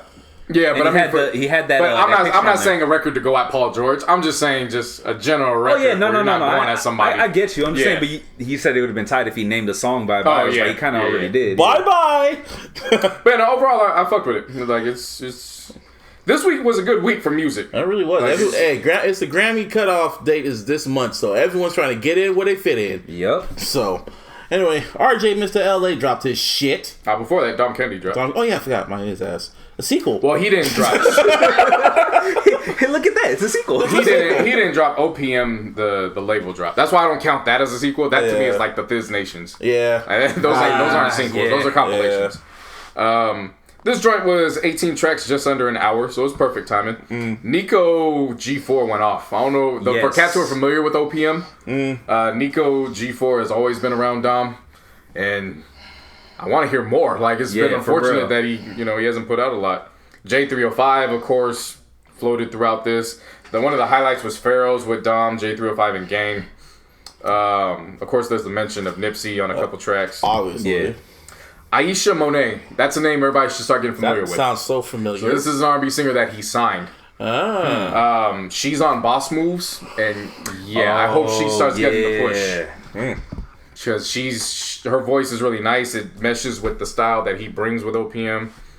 And then you got Warren Brew, who of course they were on the Cool Kids a while back. So of course, if you're a Dom Kennedy fan, then that was mandatory for you to listen to. So I saw some Dom Kennedy fans were low-key kind of disappointed, but were they Dom Kennedy fans or were they fans that just like Dom Kennedy? There's a difference. Because to me, a Dom Kennedy people that like Dom Kennedy. Because to me, a Dom Kennedy fan knew what this was. I saw because the people you're bringing up, they're like, "Oh, this wasn't even like a good album." And I'm like, "Fam, it's a compilation." Well, from what I've seen, Dom Kennedy has low-key been disappointing his fans for like the past several years or whatever. Yeah. See, overall, but to be true. Disappointed with this, I'm like, this isn't one to. I think they had their hopes up, thinking, "Oh my God, this is gonna be nope." Oh, he's back to normal. No. Well, he was back to normal. He was back to normal, but it wasn't his solo album. But it wasn't his album. So let's wait to see what that sounds. I'm not Dom. What was his last one? Not his last really good one. I hear it in my mind. There was a Ric Flair sample on the album From West Side. Nope. From West Side with Love. No, it was something else. It was when Get Home Safely. Get Home Safely, yeah. Yeah, that one. Yeah. Yeah, that was pretty good. Other than that, that's what's up. RJ, he dropped something. You told me about this. Yes, On God. Boy, was the opening track On God amazing. On God. Right? Wasn't that amazing? You know who was missing? You know who was missing on it? Who was missing? Bieber to God. Go on. I Teach you. I know. No. If you listen to it, no, he was not missing. Man. I know. So, when I first heard this shit, like I know I'm not the only one who does it when you write stuff, right? But like the way he was just rhyming word after word after word, I was like, dog, keep going. Yeah. Like just I know that feeling. Yeah. When you like just keep rapping, dog. Just keep going. Shoot the J. No, literally. Yeah, that's exactly what was happening. What I loved about this out album. the gate. What I loved about this album was that the transitions were so flawless. This is I would have loved to hear these transitions on Port of Miami too. They were just so effortlessly, like to the point where I was like, damn, it's track 3? Like I didn't even know they were swapping tracks. Like it just flowed so fucking How long were the dope. tracks? Like 2 minutes? I mean, it's 20 minutes, so it's an hour, so you're looking at like 3 minutes a track, but they vary. Okay. I get you. Because I like his rapping. The only problem with it is just it was just too long, because at a certain point, it just sounds repetitive. It wore out its welcome. Tracks. To me, a wore not welcome is when I don't want to listen to you anymore. This didn't wear out its welcome. It just sounded repetitive. Yeah. It was like I felt like I'll give you that. There's some albums that open up great, and then when you get to the halfway point, it's like wrap it up. You're wearing out your welcome. Like, okay, too many tracks. Okay, See, to me, no, it wasn't that. Because on one with Q was amazing. Numb to My Feelings. With Game kind of was all over the place on the verse for me. Sounds like but RJ's. But it was held together by RJ's flow, bro. Like, seriously, OT Genesis did not. OT people gotta start respecting OT Genesis. That boy can rap. I heard somebody was like, "Yo, OT Genesis just he phones in features," and I'm like, "What the hell you been listening to?" No, like what? This sounded like them niggas was side by side with each other in the studio, and I hope they were like that. They floated off of each other. I gotta listen to this album now. G-Eazy and Brianna Perry. Real quick though, OT Genesis with his features so far. Like this, like he's been knocking. His features are his C-Walk. Easy, yeah. His features are his C-Walk, and people gotta start respecting OT Genesis. Yeah, like it's not just I'm in love with the Coco and all that. That was just something to get y'all attention. But that boy could rap. Yeah, he could rap his ass off when he feels like the G-Eazy feature track with Brianna Perry. G-Eazy has been on a roll. With that Pretty Bitches joint is No, but I'm saying G-Eazy himself has been on a roll with features this year. No albums, but nothing but fire. He's been on the right features at the right time. Yeah. Yep. Snoop's on here. Of course. Mozzie and Ty Dolla $ign. So, I mean, overall, he has the ingredients on here. It was just, like I said, I felt like had he given us 10 to 12 records, I would be raving about it as much as Port of Miami 2. Right. But again, in his circumstance, I understand he's not a well-known artist outside of the West Coast. Oh, yeah. You got to get the streams, so I understand Like, it. if you guys don't know who RJ is, just listen to the interlude on My Crazy Life on YG. Just for the people that don't know. No, that was RJ, wasn't it? Oh yeah. No, I was thinking about I was thinking about the end. The end with song. Slim Yeah. 400. Oh Yeah. Yeah. There's two. Yeah, two right. of them. Yeah. Right. But no, yeah. I just sent to the people. Yeah, no. My only issue with this album is it was just too long. Like, and if that's my issue with it, then That's not go bad. listen. Yeah, that's not bad Yeah. at all. I mean, like, even if you break it down and just stop it at the halfway point, It would be fire. yeah, like, it's dope, man. Yeah. Like, that shit is pure fucking dope. That's what's up. Because it's not like it fades off in the second half. There's probably some better records on the second half than there are on the first half. So that's what I'm saying. It's not a worn out you're welcome. It's just Too many. repetitive. It's too much. It's always the same subject matter and shit. Yeah. Just different Well, yeah. beats. Yeah. Speaking of someone who can't stay on beat, Blueface. Give me a hell. Yeah, I only gave him one listen. Not even that, like half a listen. Half a listen. I listened to half a track, and that was the first track, and said, I can't do this. I skimmed through it. I gave him the 30 seconds on each track just that way, you know, nice. Birdman and Slim got paid, and then he could get his car. Why did you want Birdman to get his car? He already got a car. Because you know that's what they're doing. I right? know, but he already got a car. What I'm saying is that, you know, pennies on the dollar. At least he can get something. Did you listen on Tidal or just Apple? No, I played it on Spotify. Okay. Well, I ain't giving him that much money. What the fuck? Play that shit on Spotify. I was impressed that he was on beat the whole time. See, To me, it wasn't. I won't say the whole time. Well, for the first majority song, of it, yes. No, probably that friends who listen. That's why I was the only one who listens. that's why I was confused at what you guys were saying because I was like, you're like, oh, he's off beat the whole time, and I'm like, No, well, I just say that. disrespectful. He sounded on beat. Yeah. And then the joint. No, I was being a little sarcastic, you know what I mean? Yeah. But like, realistically, bro, he was on beat maybe not even the whole track on Disrespectful. Like, you know what I mean? There was parts where he fell off. Literally. But see, to me, he's always off. Period. Yeah. To me, like if you fall off I and get you're you. on, like it's like I don't that to me. think That's he know- I don't- like, you're on the beat. bar is All right. so low for him that it's like, wow, you're on beat. That's growth for you. You know what I'm Yeah. saying? Like, and he did say on the Breakfast Club interview, he just started rapping years ago. Now, granted, he should be in a far more advanced. Being on beat should be one of the things, but Yeah. again, the bar's so low for him where it's like, this project is growth. It's not like Silk. He's actually on beat for the It's not majority like of it. Silk the I'll give you Shocker. that. It's not like Silk I'll the give you Shocker that. type, because that's talent to actually just refuse to stay on beat.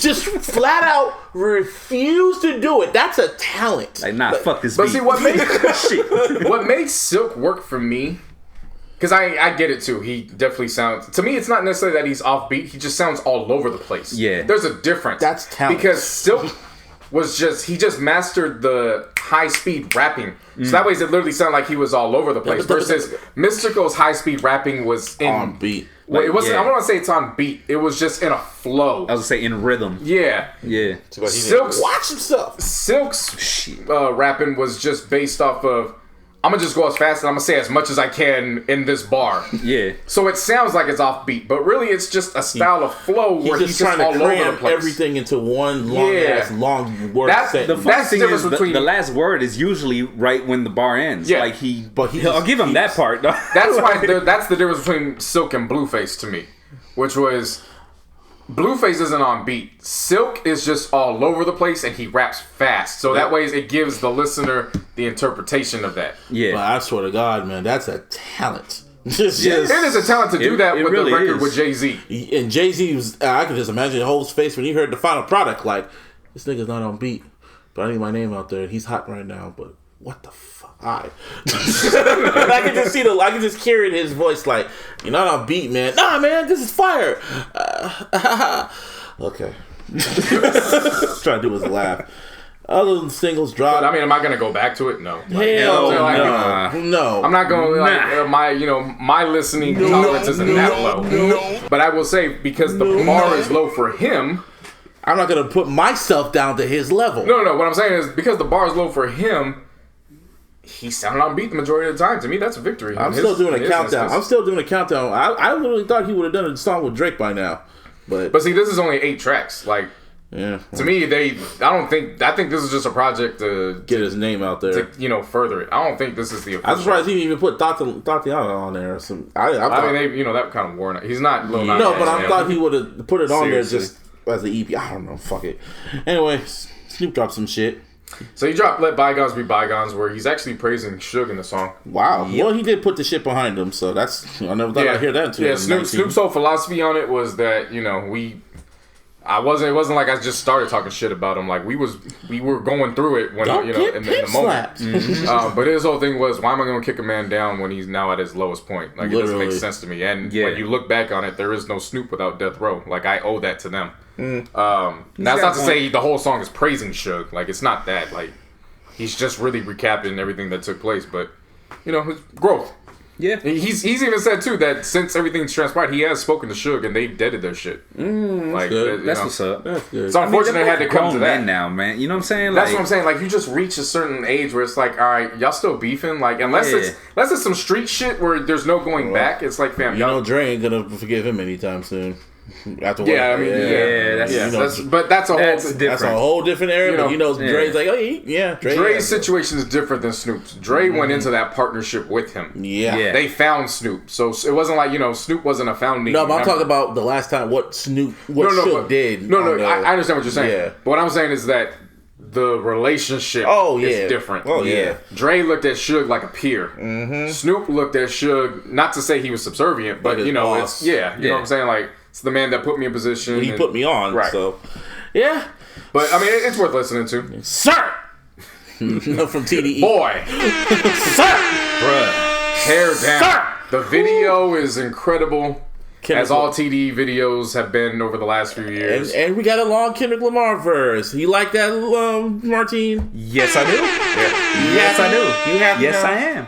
He killed that shit. You can tell he recorded that shit. You can tell he recorded that right before the birth of his daughter. The way he was rapping on that shit. Because when they did the video, Kendrick's not in it. They had to get a stand-in, put a hoodie over him, and pretty much just focus on his mouth rapping. Because I didn't watch the video or hear the song. I want to hear the whole shit, as one. But when we were in here, like, setting everything up, he played the record, and I heard someone's voice, like, who the fuck is that? And then I heard Kendrick's regular voice. I'm like, yo, rewind that shit. Let me hear that shit again. And Kendrick was just in a zone, and I'm like, oh, he's in that zone right now. Yep. Oh. He was in a good zone, but I liked it. What happened to your shaft? There's powerful niggardry at work here. It was just how he saw it. I think you confused that button. Just when I make the voice. No, that button is only to be meant for niggardry. Like, fuck shit, stupid. Like, this isn't fuck shit. No, it was niggardry. Just like, oh, he's in that zone. He's in that zone. It's art niggardry.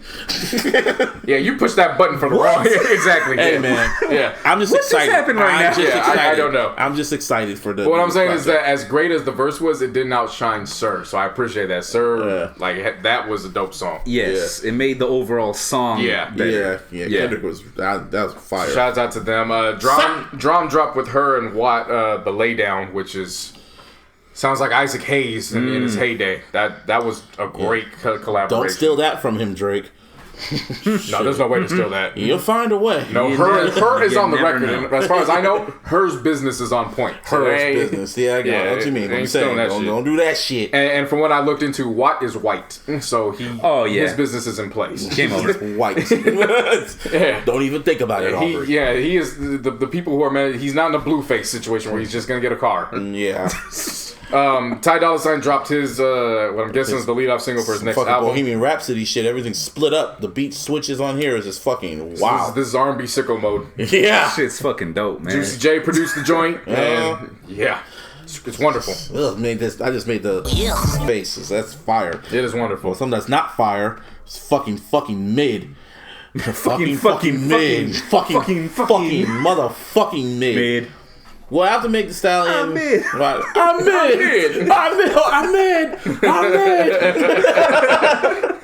Yeah. The most anticipated record, I guess, from whoever you ask, is from Megan Thee Stallion and Nicki Minaj. Hot Girl Summer, which featured Ty Dolla $ign, which I was confused when I saw that. I was like, why is Ty Dolla $ign on here? I was like, all right, whatever.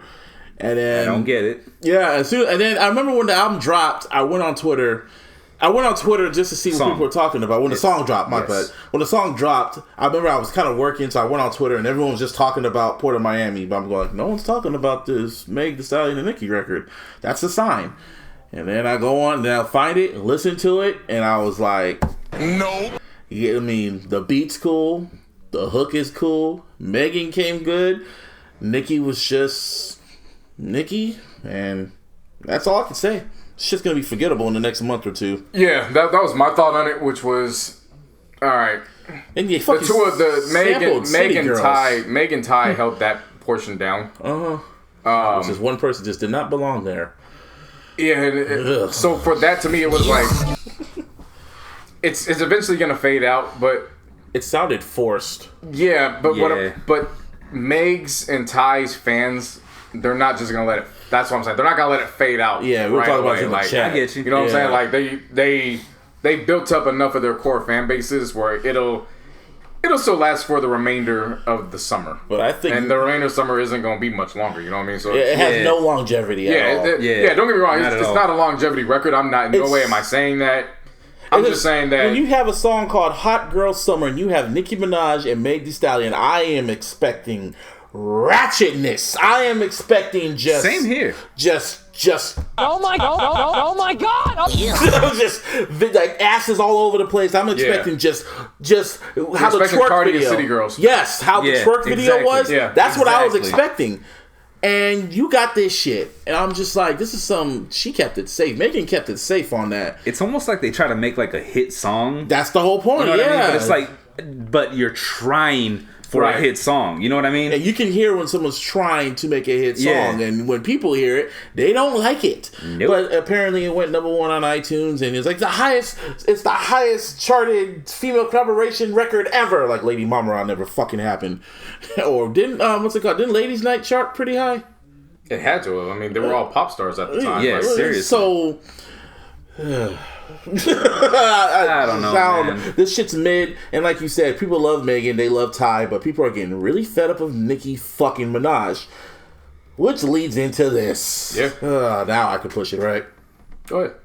Oh, yeah. What happened to your shaft? There's powerful nigga. This is the epitome of the right time. Like, literally, like, I don't know what was nigga about Kendrick. Ask, bro. Hey, this shit. I don't understand what was nigga about Kendrick doing what Kendrick does. Yeah, but seriously. This shit that happened. So let's go through my day. I wake up, I'm looking through Twitter, and I see some shit that happened with Trina's A&R that said that Nicki Minaj is manipulative and she's a fake person, blah, blah, blah. I'm going like, okay, let's see where this goes. What else is new? What else is new? Like, we all know, everyone, it's like the same story keeps coming out about her, so it's like, whatever. And then I see that, Queen Radio is going to be airing. And I was like, 12 o'clock. I look at the time. Oh, shit, it's 12 o'clock. Well, it's 12:30, but technically I was like, oh, shit. So I didn't tell you guys at first. I went, played it, and they were playing all of Nicki's shit. I put that shit on mute, kept turning it up. I was like, is she talking? Nope, she ain't talking. Turn that shit back down. Well, man. And then I turned it up. She started talking, and, she was saying her, I kind of was like in and out of it until all of a sudden she was like, oh, we got a special guest today. And I was like, I wonder who a special guest is. All of a sudden I heard like a voice, and I'm like, that sounded familiar. I thought it was, is that Rory? And then all of a sudden I heard a voice, and it was a very familiar, deep voice, and that was Joe Budden. I just went, oh my God! Okay, it's happening. Yeah. Everybody stay calm. What's the procedure, everyone? What's the procedure? Stay calm. I hit up the chat, and I'm like, yep, he's on. And I was like, all right, well, I was watching the T-Pain interview because that was more interesting to me. But then, he's like, Joe's on. I was like, all right, I'll turn it on, and I hear Rory, and I'm like. Then I hear Ma, and I'm like, wait, the whole podcast is on? That's what I was like. And then when I heard it, my first reaction... What kind of shit is that? My first reaction was, this is going to go left. I know what Joe's been saying about Nicki throughout his podcast, throughout, as long as I've listened. I know how Nicki is, and I know she heard every bit of what he said about her, and she does not like that. I know where this is going. Let's get it! So... Shit. I was not that eager. I had the same expectations, and I was like, I knew what was going to happen, and man, where do we start? I mean, she acted a fucking idiot. She acted like a fucking spoiled ass brat. She acted like her. Yeah, really. The wild thing about it was she actually had Joe caught. She did. In one of his lies about. I don't even think it was just a lie. It was just the fact that, you know, Joe admittedly has a bad memory. Yeah. So it was the fact like she had him caught, but it was like she was just so fixed that like she just didn't know how to shut the fuck up. She didn't know how to bask in the victory. Yeah. She was really, the epitome of a fucking toxic girlfriend. She literally kept talking over him. She wouldn't let him talk. She just kept talking over and over and over him. And Joe was like, "Can I speak now?" She asked him a fucking question. Yeah, he tried to answer. She's like, and talked over. Yeah, it's like, come on. See, to me, that's such a pet peeve. It doesn't matter if you're a woman or man. I don't care. Don't fucking ask me something and then talk over me. So to hear it, that's when I was like, all right, this isn't fun. Like, because it rubs me the wrong way. So I was already losing interest at that point, but I was like, all right, let's see where it goes from here. Then Joe hit her with the first. What was the first one? With the first joint that like really got her, because they were talking. She brought up motorsport. And she was the one that brought up these situations. Yeah. Joe didn't. Joe hit her twice, and he wouldn't have hit her if she didn't bring up the topics. Well, exactly. The motorsport, when she's like, you're saying that in one instance I'm the biggest, baddest bitch, and I can call all the shots, but then you're saying that I didn't know that Cardi was on here. And she said this bitch. She never said Cardi's name. So then he's like, well, that's what I think. And so she starts going off on whole everything. Tangent. And then he's like, wait a minute. Didn't you trade shots? Did you and Cardi not go at each other and trade shots? And as soon as he said that, the whole damn radio went silent for 15 or 20 seconds. I didn't know what was going on. Like, hold up, wait a minute. I looked at my phone. I was like, is my shit go off? What kind of shit is I was like, I had to go check my Wi-Fi real quick, like just to make sure everything was good. This shit stop. Yeah, and I had to stop it and pause it and play it again. Like, okay, they're still talking. I didn't hear that part until you pointed that shit out right now. I was like, oh, that shit happened. Yeah. Okay. So then she lost her shit at that point. That was strike one. Then strike two. The funniest part to me is when you say your comprehension skill. I know you have better comprehension skills than that. And she was like, "Excuse me." Yeah, sound like Vicky Guerrero. Oh man, well, because that got brought up because then they were talking about. She's like, "Why are you speaking on people that you don't even know?" And he's like, "I met you before." Like, oh yeah, what are you talking about? And then even she's like, "Well, when do we?" He goes, "When we were in the studio." She goes, "Yeah, so we were doing that." And he goes, you just said I just met you then. Like, what the fuck? And then she tried to spin it like one time and he goes, I only speak like on those type of situations like. And to that extent, he was full of shit too because he spoke about Big Sean without really knowing Big Sean. And so I knew that's what I'm saying. She had him caught. But it was when she's like, so you just go on talking about drug problems? And he's like, did you not fucking talk about pills or not? On the whole album, you say, yeah, that's all you talked about in your last album. Well, he said something about pop. He brought up her pill addiction. That's pretty much what he did. And then Nicki just went nuclear. She was like, what'd you say? What'd you say, nigga? Yeah. Shit. Practically. Oh, yeah. There's powerful niggery at work here. And then good timing. She just went off. Like, I said, you dumbass nigga. Just started going off, and she's like, cut his fucking mic. I don't give a fuck. Play some music. And Ma and Rory were just sitting there, just like. And all we heard was fucking Hot Girl Summer on repeat for 10. No, that was before, and then she came back. And no, because Joe was just silent. He's like, oh, why are you so silent? He went out there and smoked a cigarette, and I was like, what the fuck's a cigarette? Yeah, because that was the first cut. Because I knew something was going on when they said Joe went out there and smoked a cigarette. I'm going, oh, he only smokes a cigarette when he's irritated and stressed. I'm like, oh, that's old Joe. I was like, I know that Joe. And then ain't it wild how we go from the Joe Budden Block Club to we know exactly what Joe does because we have been tuning in on a weekly basis or for all these years. We know how he is. It's not even that though. It's just the fact that we are now a part of that community. Yeah, right? You know what I'm saying? That Joe Budden Podcast community. We are a part of that. We listen religiously. Even before that, even before the podcast, it's like I know how he is. I'm like I kind of know. I figured how he is when he gets in these types of situations. Right. So then he came back. And then he was like, oh, why are you so silent? He was like, oh, I've been checked out of this. And I was like, ah, shit. And that's what I was waiting. He just wants to, he's going to say one other thing and the shit's going to go nuclear. And it was like he could say anything. He could just bring up the water situation. He can bring up Cardi. He can bring up your fucking, your husband who's a fucking rapist and a child pedophile and a murderer. he could go all different directions, but it was just like, what should I say?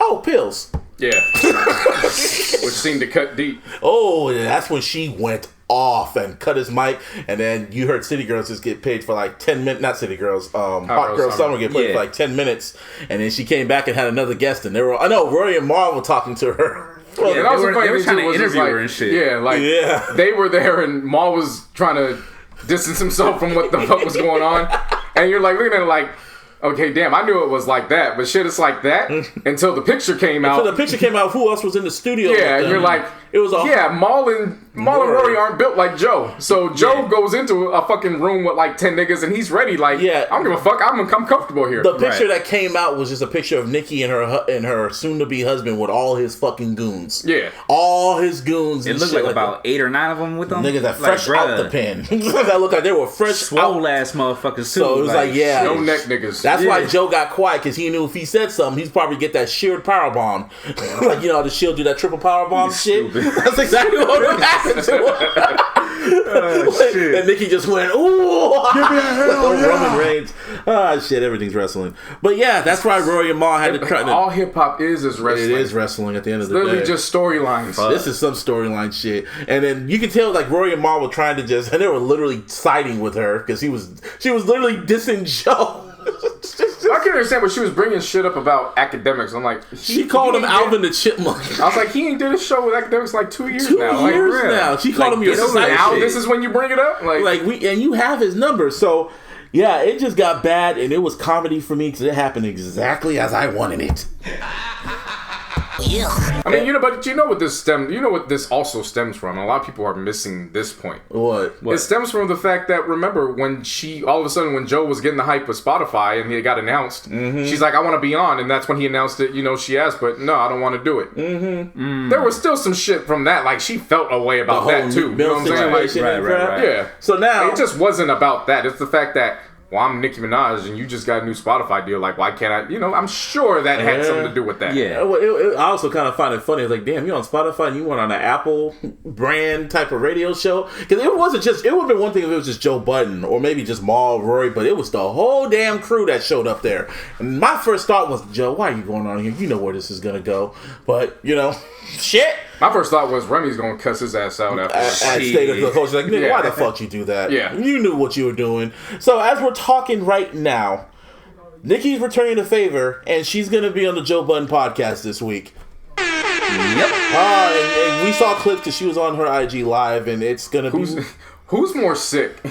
The Joe Budden podcast fans that can't stand Nicki, or the barbs that now have to tune in to the podcast? Oh, easily the because barbs. Now easily, because I was gonna listen to Joe Budden no matter what. This made me want to listen to it even more. Because now Nicki has to go into his world, and he's gonna have to try to explain certain stuff.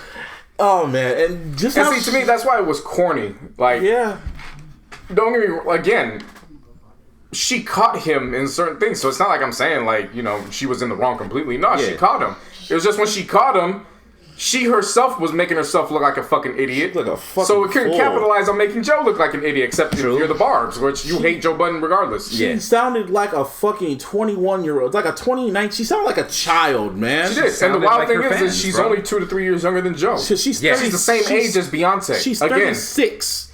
Again, she's the same age as Beyonce. And she sounds just like her fan base. Yep. It makes perfect sense why her fan base sounds like that now. Yep. Because they're following her. I mean, I've been told y'all that. I mean, no.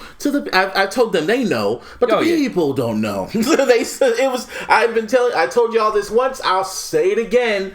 If she is a bird that just so happens to fucking rap, that's all it is. And. Yeah. And what else can you say? Hey, man, your girl, JC, your girl Larissa, she said that she is, last year, she said she is one batshit interview away, batshit crazy interview away from fucking it all up. So when the Joe Budden part, when this video comes, because I'm going to watch that video on Friday, that's when they upload the shit. Yeah. Oh, man, it's going to be just plain fuckery. She's going to say some type of fuckery shit, trying to make herself out the victim. That's what she was doing again. She was trying to make Joe's like, oh, you talk over women and you always talk down on them. At that point, that's when I zoned out. Like, when she tried to turn into Joe hates women. She always and does. Hates powerful women. She does that all the how time. He's jealous and wishes he was in their position. I'm like, he literally went to rock bottom himself, and he rebranded himself and phoenix, came up bigger than when he first started. What does he have to be jealous of? Seriously.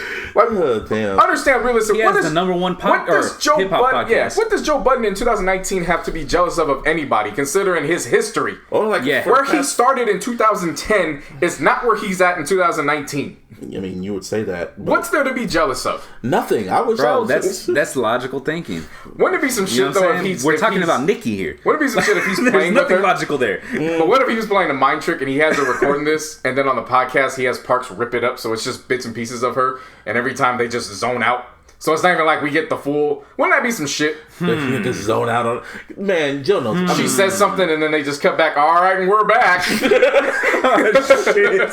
Man, like Joe wants to try to get an understanding. I know what he's trying to do, but he is fighting a big hill. Like he's uphill battle. An uphill battle with like this a motherfucker. Because she's fucking crazy. It's the common rule. You argue with a fool, you look just as foolish. Yeah, and that's what's going on. And it's just like, all right, Joe, you don't really need this, but it was a slow week, so fuck it. But all right, we'll take the content. We'll take it though. That's why I'm so happy this shit happened. Oh, we got more shit to talk about. I mean, don't get it wrong. Like I'm like Martin said, Wednesdays is look. Everybody knows I listen to ESPN radio all throughout the week, but when it comes to Wednesdays, I listen to that shit in the afternoon. When Joe Budden Podcast comes, whenever it's free or when I'm available, because it's dropping at 5 a.m. our time. Right. Whenever I start my day, which is around 8, start my day off with that shit immediately. Oh man, when this shit drops, I'm gonna listen to this, and it's so sad because everyone's gonna rush to listen to this, but no one's gonna rush to listen to Nicki Minaj record. I mean, because she's, look, fam, she's at a point now where she's chasing moments. Yeah. That's all she's doing is chasing moments at this point. And for somebody that claims she's the and queen. her fan base to be the queen, you don't chase the moments chase you. Oh, now let's again, if you want to compare, because she always wants to call herself a peasant. The queen. Well, when you do that, let's compare you with the other queens. Let's compare it with Beyonce. Now, Beyonce may have took some L's as far as her standards go with The Lion King. Yeah. But let's consider what she had The Lion King, then she had Homecoming. She just came off of Everything Is Love. So that L is understandable. She was still working her ass off. And of course, Homecoming is based off Coachella, so exactly. all that factors in. And got to deal with Netflix. She didn't chase the moment. The moments were chasing her. She got to deal with Adidas. Like she got Lion King because they chased after her. They wanted her to do it. You know what I'm and saying? Netflix wanted that special and offered her whatever she wanted to get that special. Disney wanted Beyonce, and now Beyonce's working with Disney. Like you said, the moments chase Beyonce. Beyonce is just walking like, oh hey. So you have her. Let's look at Rihanna. Rihanna's fully separated herself from music, and she's created the moments chase her. She's now what? Again, we spoke on this about a couple months ago, or a month ago. The first African American woman, and I think woman in general, to just have that brand underneath the what is it, the Fendi or whatever. I know what you're talking about. Whatever brand company, house, the house. Yeah. So she has that. Cardi. And of course, underneath it with Fenty, just how she puts. Okay, I'm gonna try with a new set of lingerie items now. The shit ends up sold out just like that. Right. And can we just talk about the new queen, Cardi, even though she doesn't like calling herself the queen, but let's use her as an example. How after the whole shit happened with Nicki, when the dude from Versace gave her her own perfume, and how she's having she's in commercials. Pepsi and all kinds of shit. The Fashion Nova shit. Like the moments chase Cardi. And remember, Cardi was the one that was getting dragged because of the situation with Offset. So even in the midst of that, she still held it together. And pushed forward. I mean, she still kind of has those spaz outs on social media, but at the same time, she's kind of defending herself for obvious reasons. I mean, and really, who doesn't have moments like that? Moments of weakness, you know? So I just named three. And I wanted to keep it to those three because you have to focus on sales with them because that is the class. Yeah. So I kept it to those three to say, look, Beyonce was going through some shit with Jay. And she never let nobody know about it. She waited for all that shit was, nobody sparked out, you know what I'm saying? Like, all that. Cardi's going through her shit, and Cardi's just a public person, so it came out. And she kept her composure. Even when Offset came on stage, she still kept her composure. I'm sure on IG Live. I'm sure Rihanna went through some shit that, Chris Brown? We'll never know. The whole Chris Brown situation? Chris Brown shit, but I'm talking about the last 2 or 3 years. Oh, yeah. I'm sure she went through some shit that, she kept behind the scenes. The point is that they kept it all together. And they still kept it pushing. You're only tuning into Nicki because she's chasing moments. This is the 15th. This was the 15th episode of Queen Radio, and the whole reason it is the anniversary of Queen Radio when she dropped Peasant. And the only reason why people tuned in is because of that little podcast.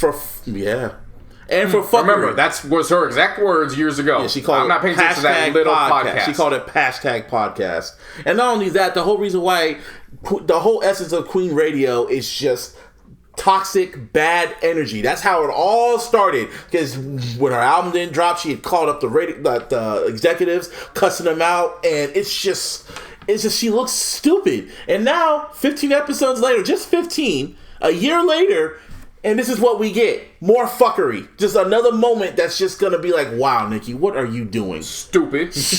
Like, literally, like, what are you doing? And it's sad seeing this shit.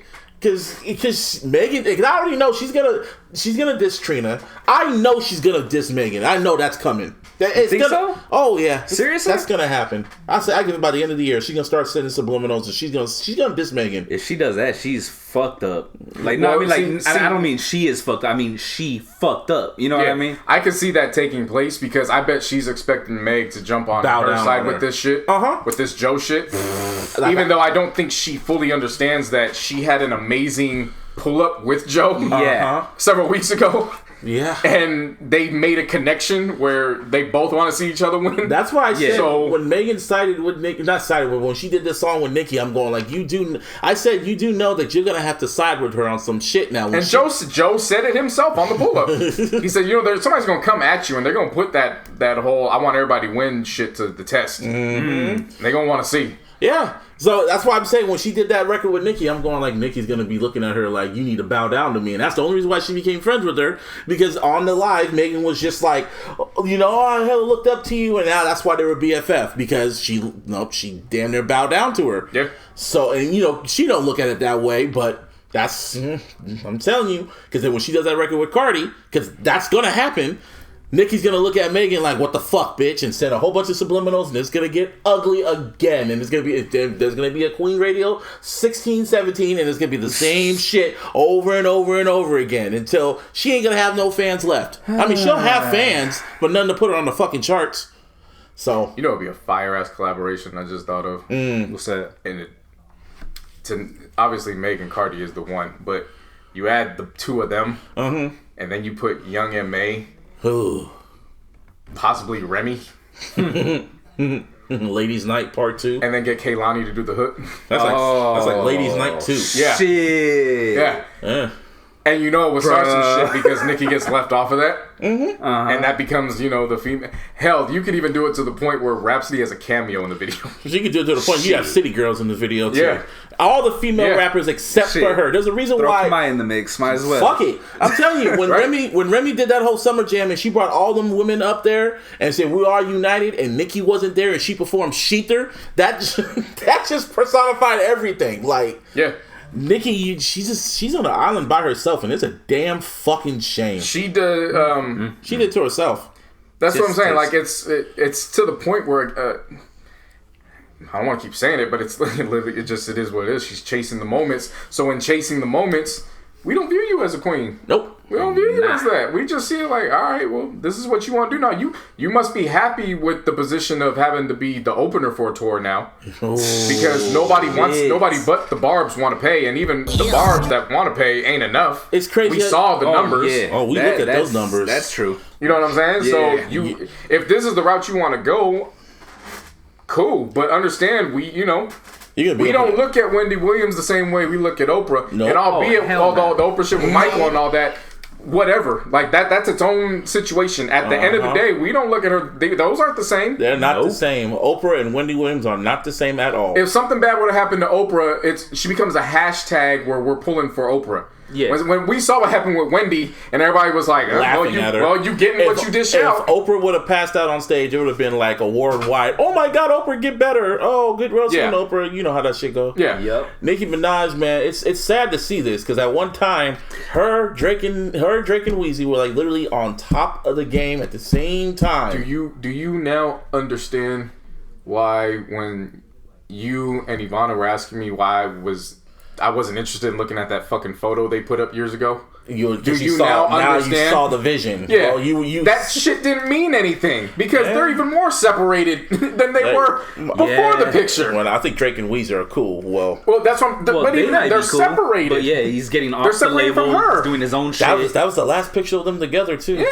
Yeah, and No Frauds flopped. Like you updated us last week with the OVO Fest and how he brought out Cardi. Oh yeah. You think you're gonna see another picture? And basically shaded Nicki say, someone's going just a little bit harder, and that's coming, the Drake and Cardi record, because Drake's a businessman and he's just like Hov. Yep. He goes to what's hot, and Cardi's hot, and when he does that, there will be a Queen Radio of her dissing fucking Drake.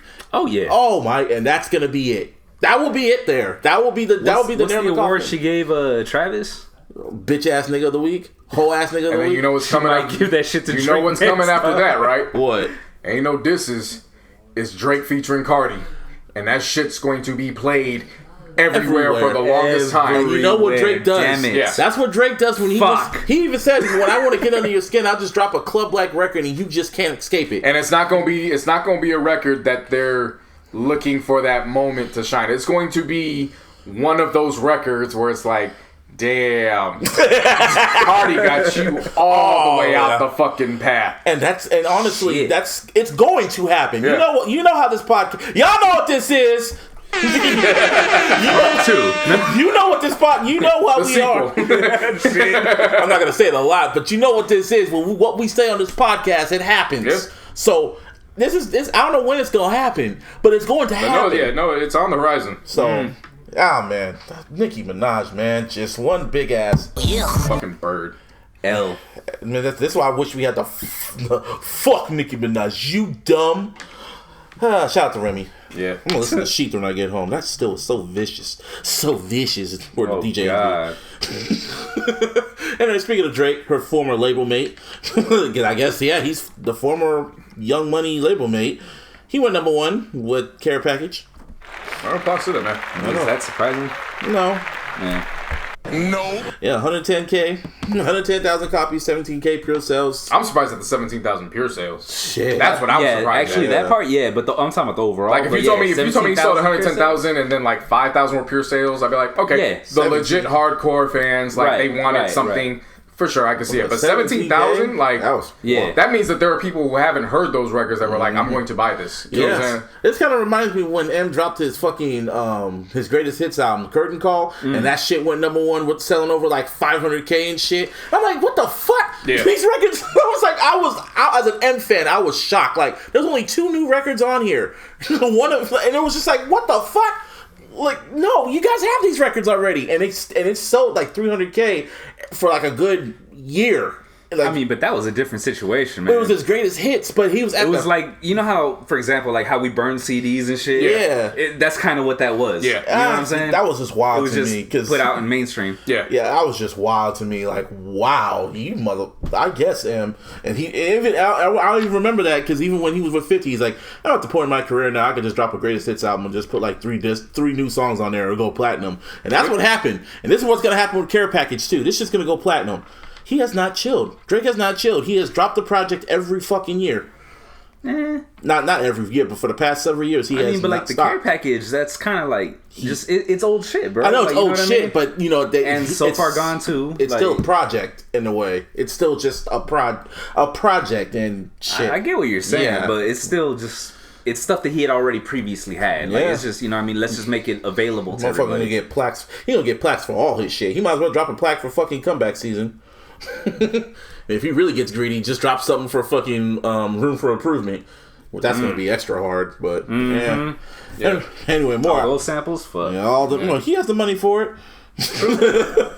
Like that. Well, maybe. You don't know what they charge for the samples and shit. Yeah, true. And more albums coming out. Young Thug about to drop his, I don't know what this is, project album. Another one of those. Another one of those. Yeah. We'll just call it his second album. Let's see. Yeah, people calling it. This is his debut. Yeah. Oh, this is debut? Oh, shit. My bad. No. We'll just call it the debut. Every time we don't know what the number is, the debut album. It's the debut album, yeah. It's the debut album. So much fun. That's what it's called. It drops on the 16th. Rhapsody. Eve. Man. I forgot she was I forgot the deal was being distributed through Def Jam. Oh, wow. Oh, so you got to praise Def Jam now. No, I don't. I don't have to do shit for Def Jam. Because I know where it's going through. The main. Yeah. Def Jam just distributed. Oh, okay. But JMLA and Rock Nation are handling everything else. Don't get that shit twisted, bro. Def Jam needs to be appreciative that they're distributing this album. All right, let's get that clear. Let's get that clear. Right. But we knew that one was on the horizon. Yeah. This week, she officially announced that August 23rd, as Busby stated, Eve is the name. 15 of the 16 tracks are produced by a member of the Soul Council. Which is either Ninth Wonder, Eric G. I can't pronounce the other Crisis, and Knots.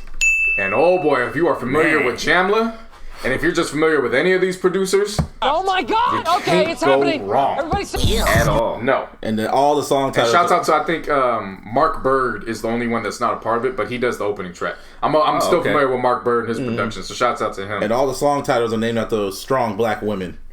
Number 2 is Cleo. That's after Queen Latifah's character in Set It Off. Because she had a dope revealing for the track list. The reveal was each track list had its own cover, and the photo of who was named after it was the backdrop. Oh, wow. So it showed the name of the title, who was featured, who produced it, and then that photo of the person. So in this case, you had Nina Simone, Aaliyah, Oprah, Whoopi, Serena Williams, Tyra Banks, Maya Angelou, Sojourner Truth. Nah, it's she's on the last track. No, I'm talking about that's the last track is Sojourner Truth. Yeah, but but it's not. It's the second to last. Yes, that's whatever. But Ibtaj, who's that's the track with Jizza and who's the tennis player. She's famous because she's the first one that went out and played with the I don't want to call it a scarf or rap. I apologize. Yes, yes, yeah. So she did that. Who is it? I had all these and then they got erased. Isn't on this record? She's on one of these joints. Cleo? Marley, who is Bob Marley's No. I had it and then it got erased, but she's on there. Raina, who is Raina Biddy, who is the poet that did the intro on Kehlani's Sweet Sexy Savage. A lot of people also don't know she's Soundwave's girlfriend. Oh, wow. Oh, really? Yeah, that's the mother of his child. All right. So she's on there. She got her own interlude. Michelle Obama, which has Elle Varner. Wow. Iman, which is the famous supermodel, has Sir and JID on that one.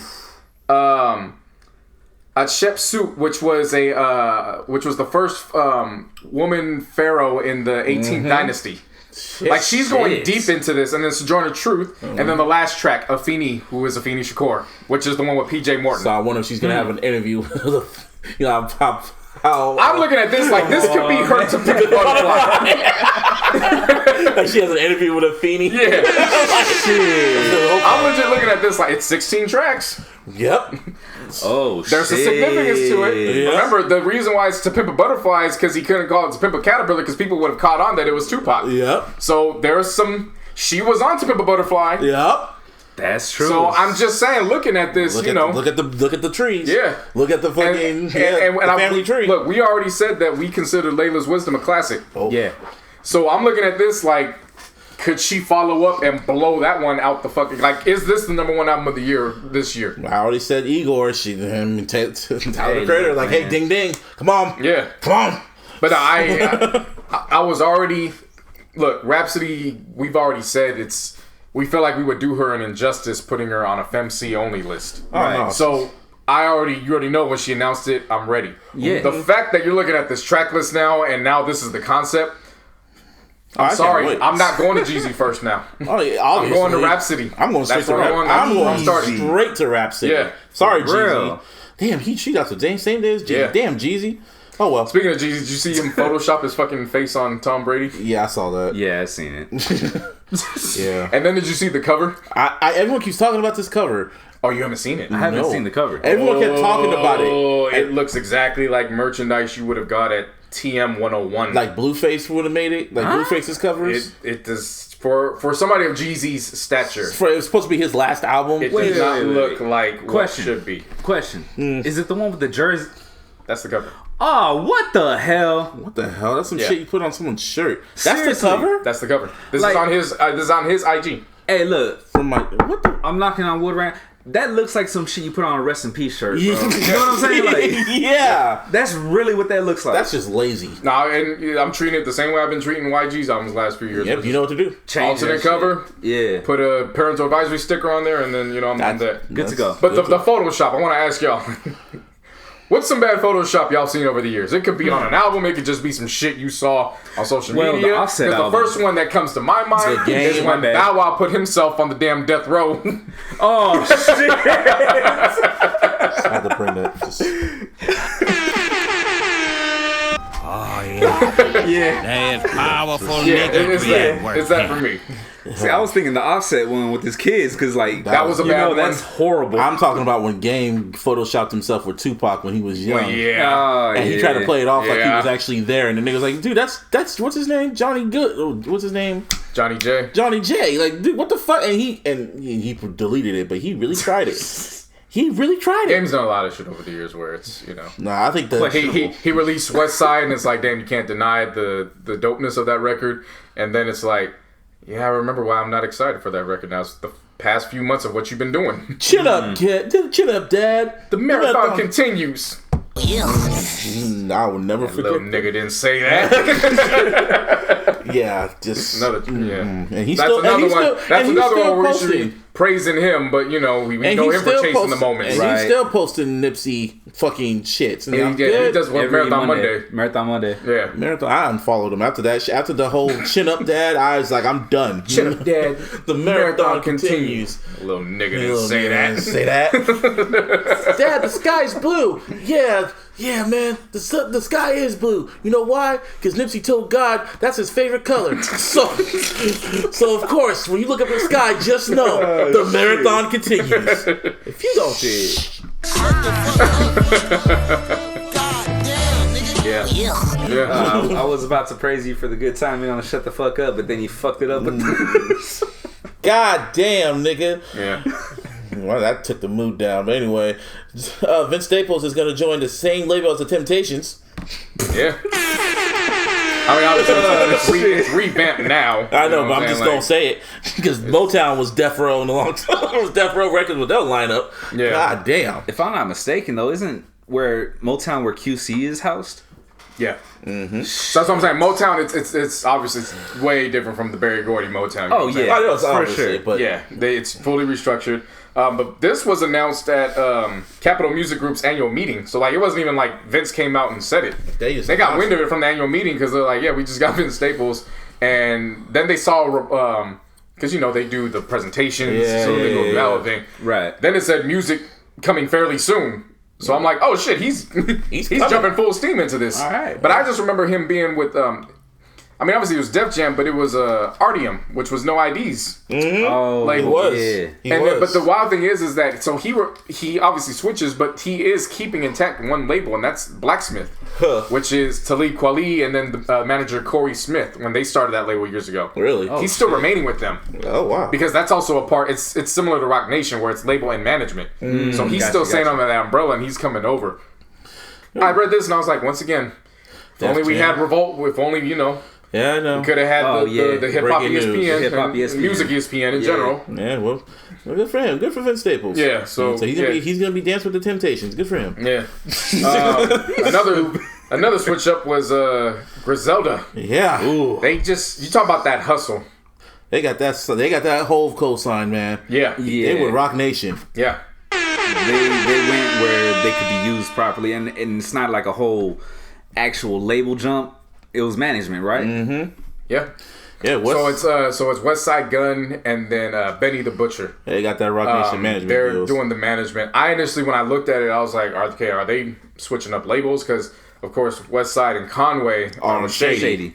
But this is all just for the management because, of course, Conway just released the song with the record with M. So that lets you know he's got something that's coming out. So the fact that, these niggas got they're on two brands now. They're on Shady and Rock Nation. And they keep moving Seriously. like they're independent. Like, they're not waiting for them to back them. Yeah. They're like, So, this is how you're supposed to move. Would you call them renegades? Renegades! Hey, that was good. Yeah. Thank you. I'll be here all week. Never been afraid to say what's on my mind. Oh man, that was a good song. But no, I mean, look, those are two significant moves to me. That's good. It may not be a lot for the average music listener, but for a hip hop nerd, those are two significant moves. Number one, Motown has been fairly good with how you don't have to be that kind of, you know, the hot trend now to get publicity that Def Jam's been doing. Yeah. Motown's kind of, you know, they're gonna back their artists no matter if you're on the grand scale, if you're mid-tier, or if you're just on the startup. They're going to get behind you. So Vince, with what he did with FM and then having the Beats One show and just being that presence on social media, I feel like Motown's going to give him the extra push he needs to move forward. He's been quiet on Twitter lately. Yeah. With Griselda, who doesn't look bad standing next to Jay-Z? And who look bad next to Eminem? You know, like, you can't look bad standing next to But him. being from New York, though, also? Yeah, like, to be from Buffalo specifically. Buffalo, New York. Yeah. To be from Buffalo and to make those moves. They had something else. They had right. They have two legendary rappers giving them the cosign. Right. So it's just like, that's man, you can't lose. No. Round of applause, because that's major. Anyway, streaming news. Apple Music finally fucking grew a brain and said, you know what, we're gonna be just like Tidal and get the high resolution shit. Yeah. But, you know, I mean, I don't know, y'all too late for that, but whatever. They're actually not. We're not late. And here's why they're not too late. So they've been doing it before with just the iTunes store, which is, if you remember, mastered for iTunes. Oh, yeah, that's true. This is all that it is. They're just bringing it over to the streaming platform. So now there's going to be exclusives that are just under that. What makes this even more significant in comparison to Tidal, because yes, Tidal does have it, you have to pay for $20 a month to get that. There's no extra payment for this. This is coming with it. To me, that's a punch to Tidal. That landed. Yeah. Because you can say what you want about Tidal, but you have to pay extra to get there. Apple's like, our bad. Here you go. Yeah, we'll just add it in. Throw that in there for you. And then Tidal will figure something else out. Like, oh, okay, you want to do that shit? For sure. So to me, that was a good counter. Where it was, to me, you're late to the party.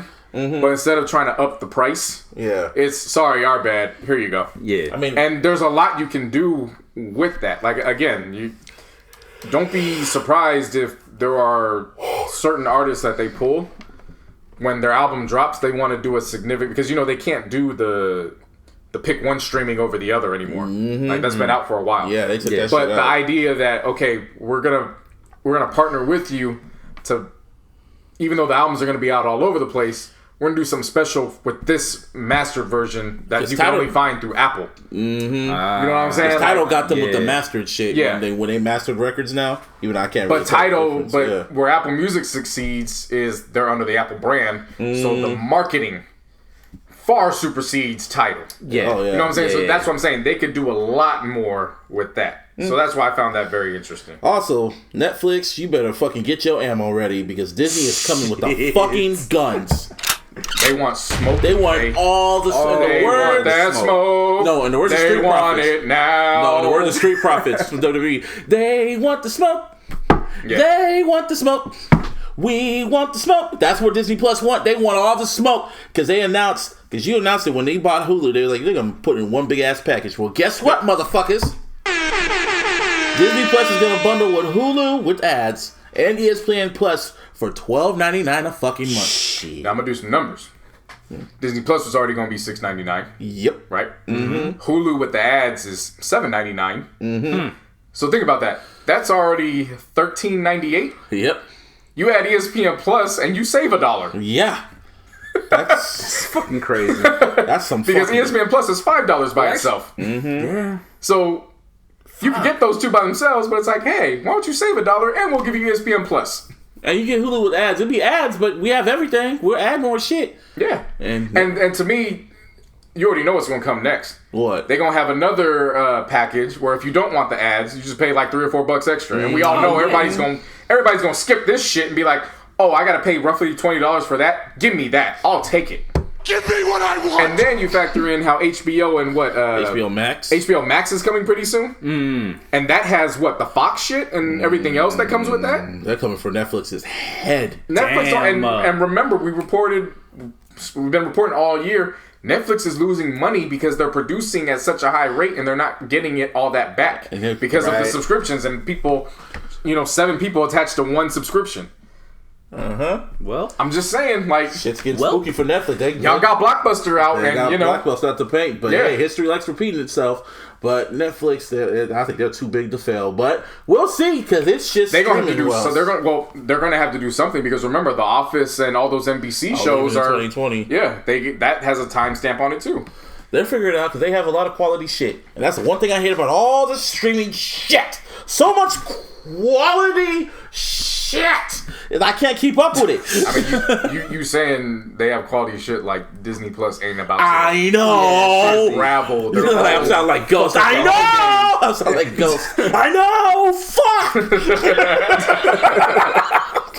You got the MCU shit. They got all this Star Wars shit. Yeah, bruh. That's some bullshit. Anyway, happy birthday, hip hop. Give me a hell yeah. Anyway, happy birthday, hip hop. Y'all can. You said it's so sad. I know. I'm not sad. 46 years old. Oh yeah. Well, that's just how you said it. But I was just happy birthday, hip hop. Happy birthday, hip hop. 46 years old. How it all started. That's why we're here. Seriously, though. Sound like Shaq right now. I love this culture. Happy birthday, hip hop. That's how it sounds. I love this culture. I just love it. I love it. But it gets seriously. me mad. But yeah, I love it. I mean, but what don't you love doesn't get you mad at certain points. You know, exactly. like, you know what I'm Seriously, saying? Like, that's life. Yeah. Still, I want to give a special shout out. We shouted them out last week when we just thought it was just a little list. But I gotta say, round of applause to the Brew Podcast. I mean, you talk about hip hop turning 46. The week leading into that 46th birthday for hip hop, you get the whole community unraveled in this topic of a list. Yeah. Like, it was annoying. Seriously. You know what I'm saying? When we recorded it, we just saw it, so we were just responding off just seeing it. Then to see that it wasn't just about Joe Budden. It was about lists. Period. Right. And how it just sparked this whole video. I mean, Martin sent in the group chat talking about, they're talking about this list on ESPN right now. Yeah. Like, they referenced it. Yeah. And again, the sad part of it is that the one thing they messed up on was they didn't watermark the list podcast to know that it was the Brew Podcast. Right. And no one's shouting them out besides us, so. Yeah. Well, Joe did, but they didn't.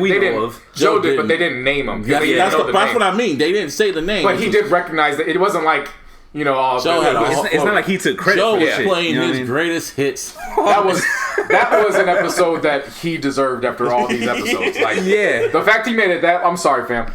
If I had a career like him, I'm playing something throughout every single episode. Like, it may not be the Nicki Minaj extreme, but I'm doing something. He played a whole melody of his greatest hits. He got his shit off. That was wonderful. And then the sleepers. Yeah. You know what I mean? Like, it was like number 3. That's what he was like. Not 1 or 2. But we did all. Yeah, so we took part, and we already said our list last week. We didn't do it on here. Yeah, we did. No, we didn't. I said my top 5. No, you didn't. No, you did. Yeah, I did. No, you didn't. I said M, Ho. In no order. No, that was my order. I said it just like that. I said M, Ho, Nas, Kanye, and Kendrick. I said it just that. Huh. Well, I'm saying we didn't. I'm pretty sure. Okay, well, we didn't. Us two. Yeah. You might have us two. Well, go on. Yeah, so I went through and looked at my top 5. I actually spent a good 30 minutes on it because I just didn't want to rush it out. Damn, 30 minutes on top 5? Top 5? I'm sorry, bro. Well, that just caught my attention. Like, what the fuck? Let me rephrase that. I was working on the top 50. Oh, shit. Okay. The top 50 what?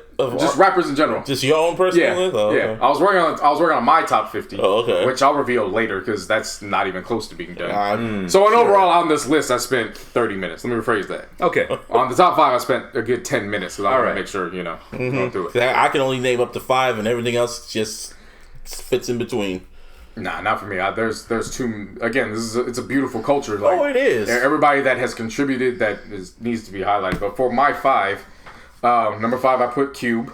I'm going through and explaining reasons because a lot of people got confused. And we talked about criteria, so I'm like, look, this is my criteria. What were you at the time frame in terms, and that's why I bring up sales. I don't bring up sales to say, the end all be all. Like, that's what I focus on. I bring up sales because it's kind of like a counter to your peers. It's like, okay, you did this while such and such did this around a certain time. Okay, now that we got the numbers out the way, let's focus. That's why I was bringing up numbers. Yeah, okay. It wasn't just based on that. Right. Cube, for what he's done with 3 solo records, you factor in that he was the main writer for NWA. You factor in that he's definitely battle tested because he destroyed NWA literally with 1 record. Yes. And when I was rapping, my style was based off of Ice Cube. Pac is my favorite rapper, but my style was in the line of Ice Cube. So for me, that's top 5. Number 5. 4, Kendrick has done enough to me over the period of time. In a short amount of time. He has a good body of work because for those who are familiar with him being K-Dot, it goes back to 2007 when he was doing the Black Wall Street mixtapes. So he has a good enough extensive body of work. Number 3, nobody's had a run like Wayne in their prime. Okay. Nobody's had a run like Wayne did in the prime. Unless, I mean, I get what you're saying, but you can't tell me it's his list. I know, I get it. You cannot tell me somebody that kind of has that run right. Drake did not have a run with the mixtapes. Okay. We're talking albums and mixtapes. Yeah. Okay. Drake did not have that run. All right. So that's a whole completely something different. Got you. Wayne's albums from the Carter, I want to say Carter 1, Carter 2, and the tapes leading up to Carter 3. You're hard pressed to find something that you're like, nah, it wasn't a dope project. Yeah, you're hard pressed. Definitely, definitely. So that's what I'm talking about. Okay. Number 2, Jay-Z. I've often recognized Jay. He is the GOAT. This to me is like Jordan and Kobe. I recognize Jordan is the GOAT, but I wasn't there for the long. I've admittedly said I had to come back and re-listen to his discography because I wasn't up on game like I was. And then number 1, Pac. Doesn't need to be much. Doesn't need to be said about that. Whole episode dedicated to him. Yeah. Now you, Martine. So my criteria is body of work, longevity, and impact. Like those are the 3 main things. To me. And with that said, my number 5 is Rakim because his impact is still being heard today. If you listen to the way he raps, the melodies that he does, the rhythm, like cadences or whatnot, it's still heard. Oh, obviously. You know what I mean? Like he's the father of the continuation. Yeah. The continuation style. You know what that is? Yeah. You just keep rapping and rapping and rapping. Well, when you end the bar, but you end on the cliffhanger. Yeah. He's the father of that. Every rapper does that now. A lot of people credit that shit to like Biggie, when you building up to the hook and shit. No. When you leave each bar and it's not completed, so you have to tune into the next bar. Oh yeah. Like he fathered that. Okay. Yeah. So of course. So to me, that's my number 5. Like in the way I put Rakim at 5 and not 1 or 2 or whatnot is because to me he is the bar. Anything above that is better. It's great. Yeah, you know what I mean? Evolution. Yeah, exactly. And with that, E40. Say what you want. He made like 90% of the slang that you hear in all of rap. Well, that I was just about to say that he literally crosses off everything. Even the haters, or that don't think he should be. He crosses off at least 2 of yours for everybody else that now knows the criteria. He can still out-rap. He crosses off the impact, body of work, and the body of work. And he can still out-rap a lot of these niggas right now. Easy. I mean, look, bro. You could, like I said, say what you want. I could give 2 fucks. Look at the features that he's had. I don't fuck with you. He, in my opinion, out-raps those people that he's on the songs with. And I don't even on Big Sean's I Don't Fuck With You, he wasn't even rapping that hard. He was damn near on autopilot, but it still fucking slapped. Right. Yeah. Yeah. He still took that song to the next level. You know what I mean? Because you hear Sean, then when you hear E40 pop up, it's like, oh fuck. Yeah. You know what I mean? So that's just my opinion on that. Now, a lot of people went crazy, or not a lot of people, but I seen one comment in particular that putting Jay-Z at number 3 was blasphemous or disrespectful or something like that. It's your own list. Right? That's the crazy shit about your list. Yeah, to me, all right, we're at the top 3 now. You know what I mean? It's like, I'm looking at who I'm going to put in there. Yeah. And in my opinion, right now, Jay-Z has, and I'm not going to say duds, but not, how do I put it? He has lackluster albums. Yes, he does have lackluster albums. You know what I'm saying? And I think where that comes in, top 3 though. Like I said, I think where that comes in though, the counter with that, and I'm not countering your list. It's your list. I'm not downplaying it. The counter to that is who's number 2. Jay obviously has the most complete longevity over him, and he's been relevant. Definitely that. He's been relevant in many decades. Yes. So when you're that relevant over that long a time, you're gonna have duds. Like you're not gonna have a career that's flawless. Oh no. I don't even expect that for my number 2. Yeah. But with that said, I'm gonna go to number 1. My number 1 is Tupac. I mean, hands down, to me, the best rapper, period. When you want to talk about just the poetic flow that he gave, you know what I mean? Just putting his, like, literally, like, his life or his view on life, you know what I mean? He's not the best technical rapper. Yeah. But he makes you feel it. Find somebody else that could tell you the sky, like Sway said. Find somebody that could tell you the sky is orange and you're not gonna believe it. Yeah. You can tell Gabe that. Well, like I said, that was my number one. Now going back to number two, that's Kendrick, and the reason why is because it's not even on no like fanboy type shit, bro. I've never seen anybody come out the gate and go 4 for 4. Literally, I've never seen that. That's fucking ridiculous. And as far as lyrics, come on.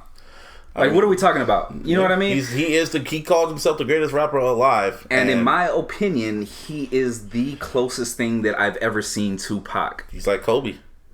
Yeah. It's like Kobe to Jordan to me. So it's like I have to put them 1-2. That's the way I look at Kobe and Jordan. See, to me, I go more literal.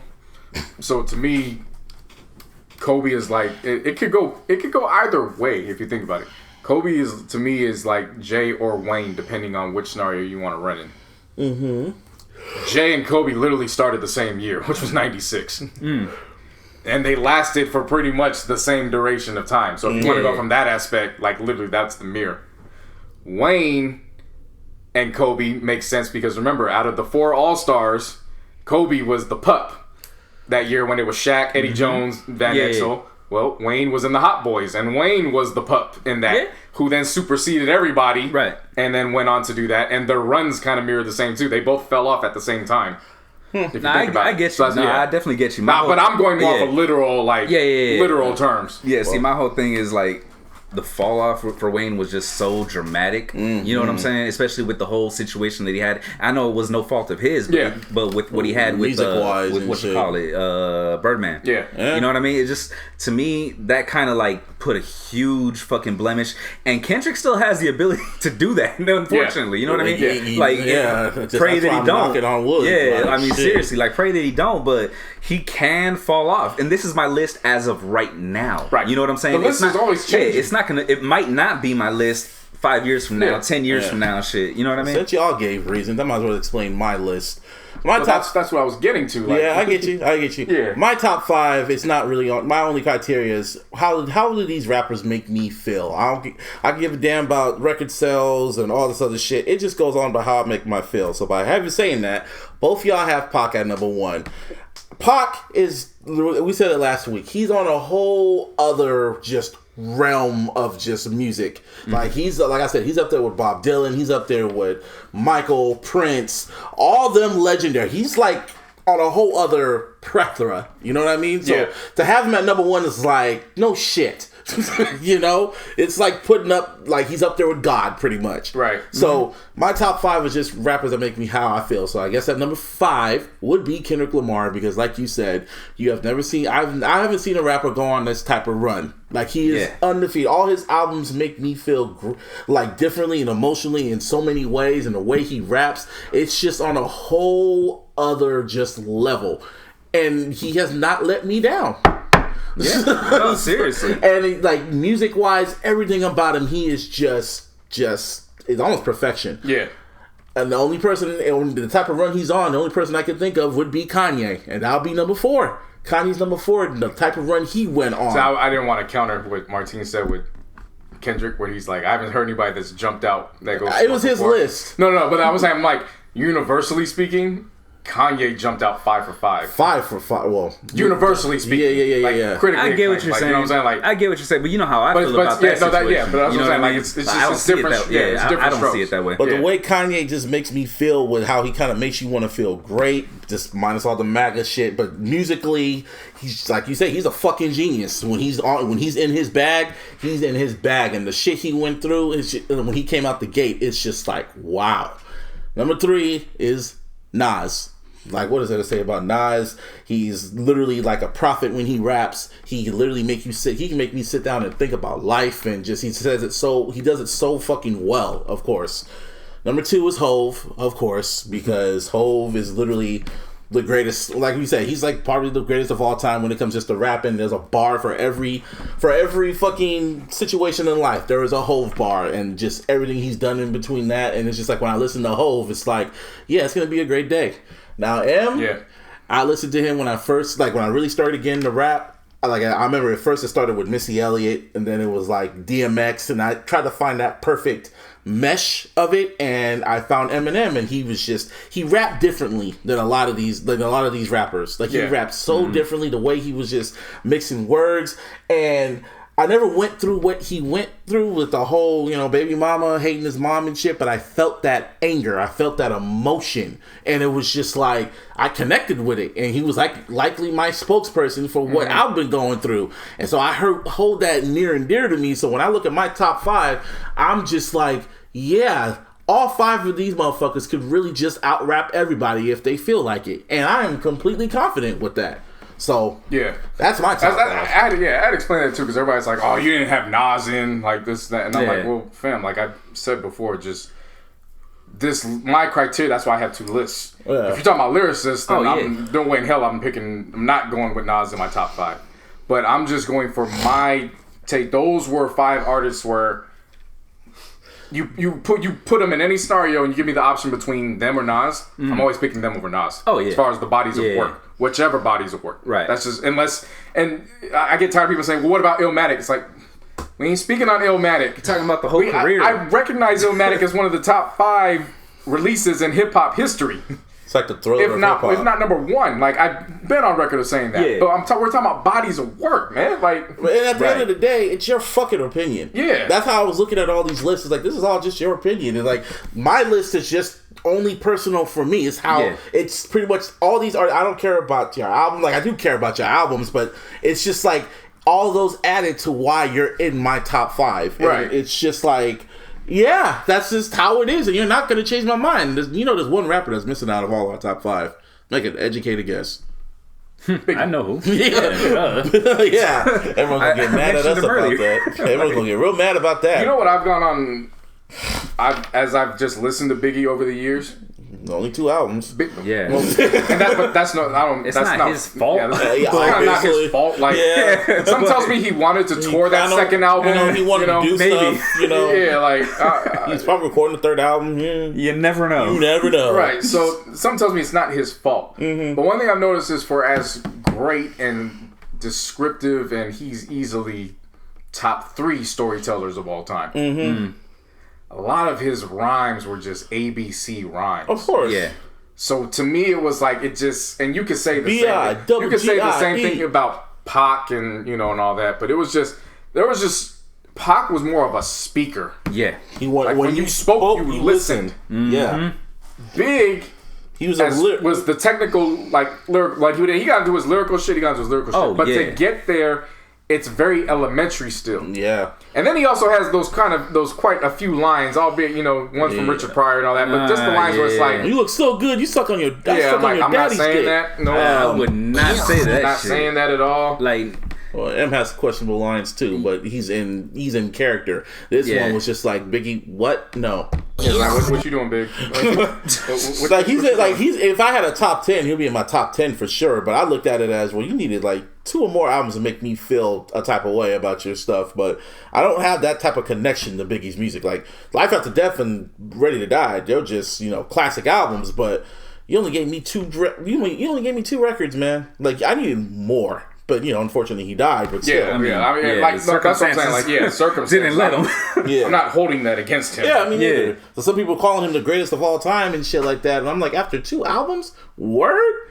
And that's all I can say. It's like, okay, that's your opinion. Yeah. Yeah, I don't know. Anyway, but then it got me thinking that women got left off this list. Well, they got left off the top 50 in general. Well, no, that's what I'm saying. That first one. No, going back to the top 50. Yeah. They got left off the list. So then I started thinking about that even more.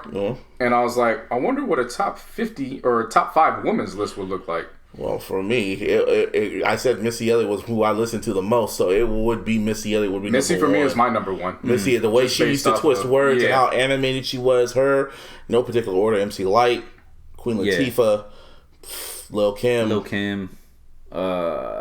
Foxy Brown, maybe. See, not Foxy and Brown. this goes against everything. I would put Rhapsody in that just based I was off about to say, of Rhapsody for me. Rhapsody, Yeah, Rhapsody for me would be in the top five. But then you can go either way because then you bring up Queen Latifah. Yeah. Like going there.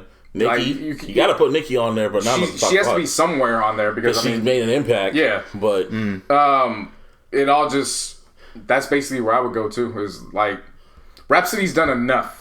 Yeah, to where she's really stood out, and she's cemented herself. We're forgetting the Brat.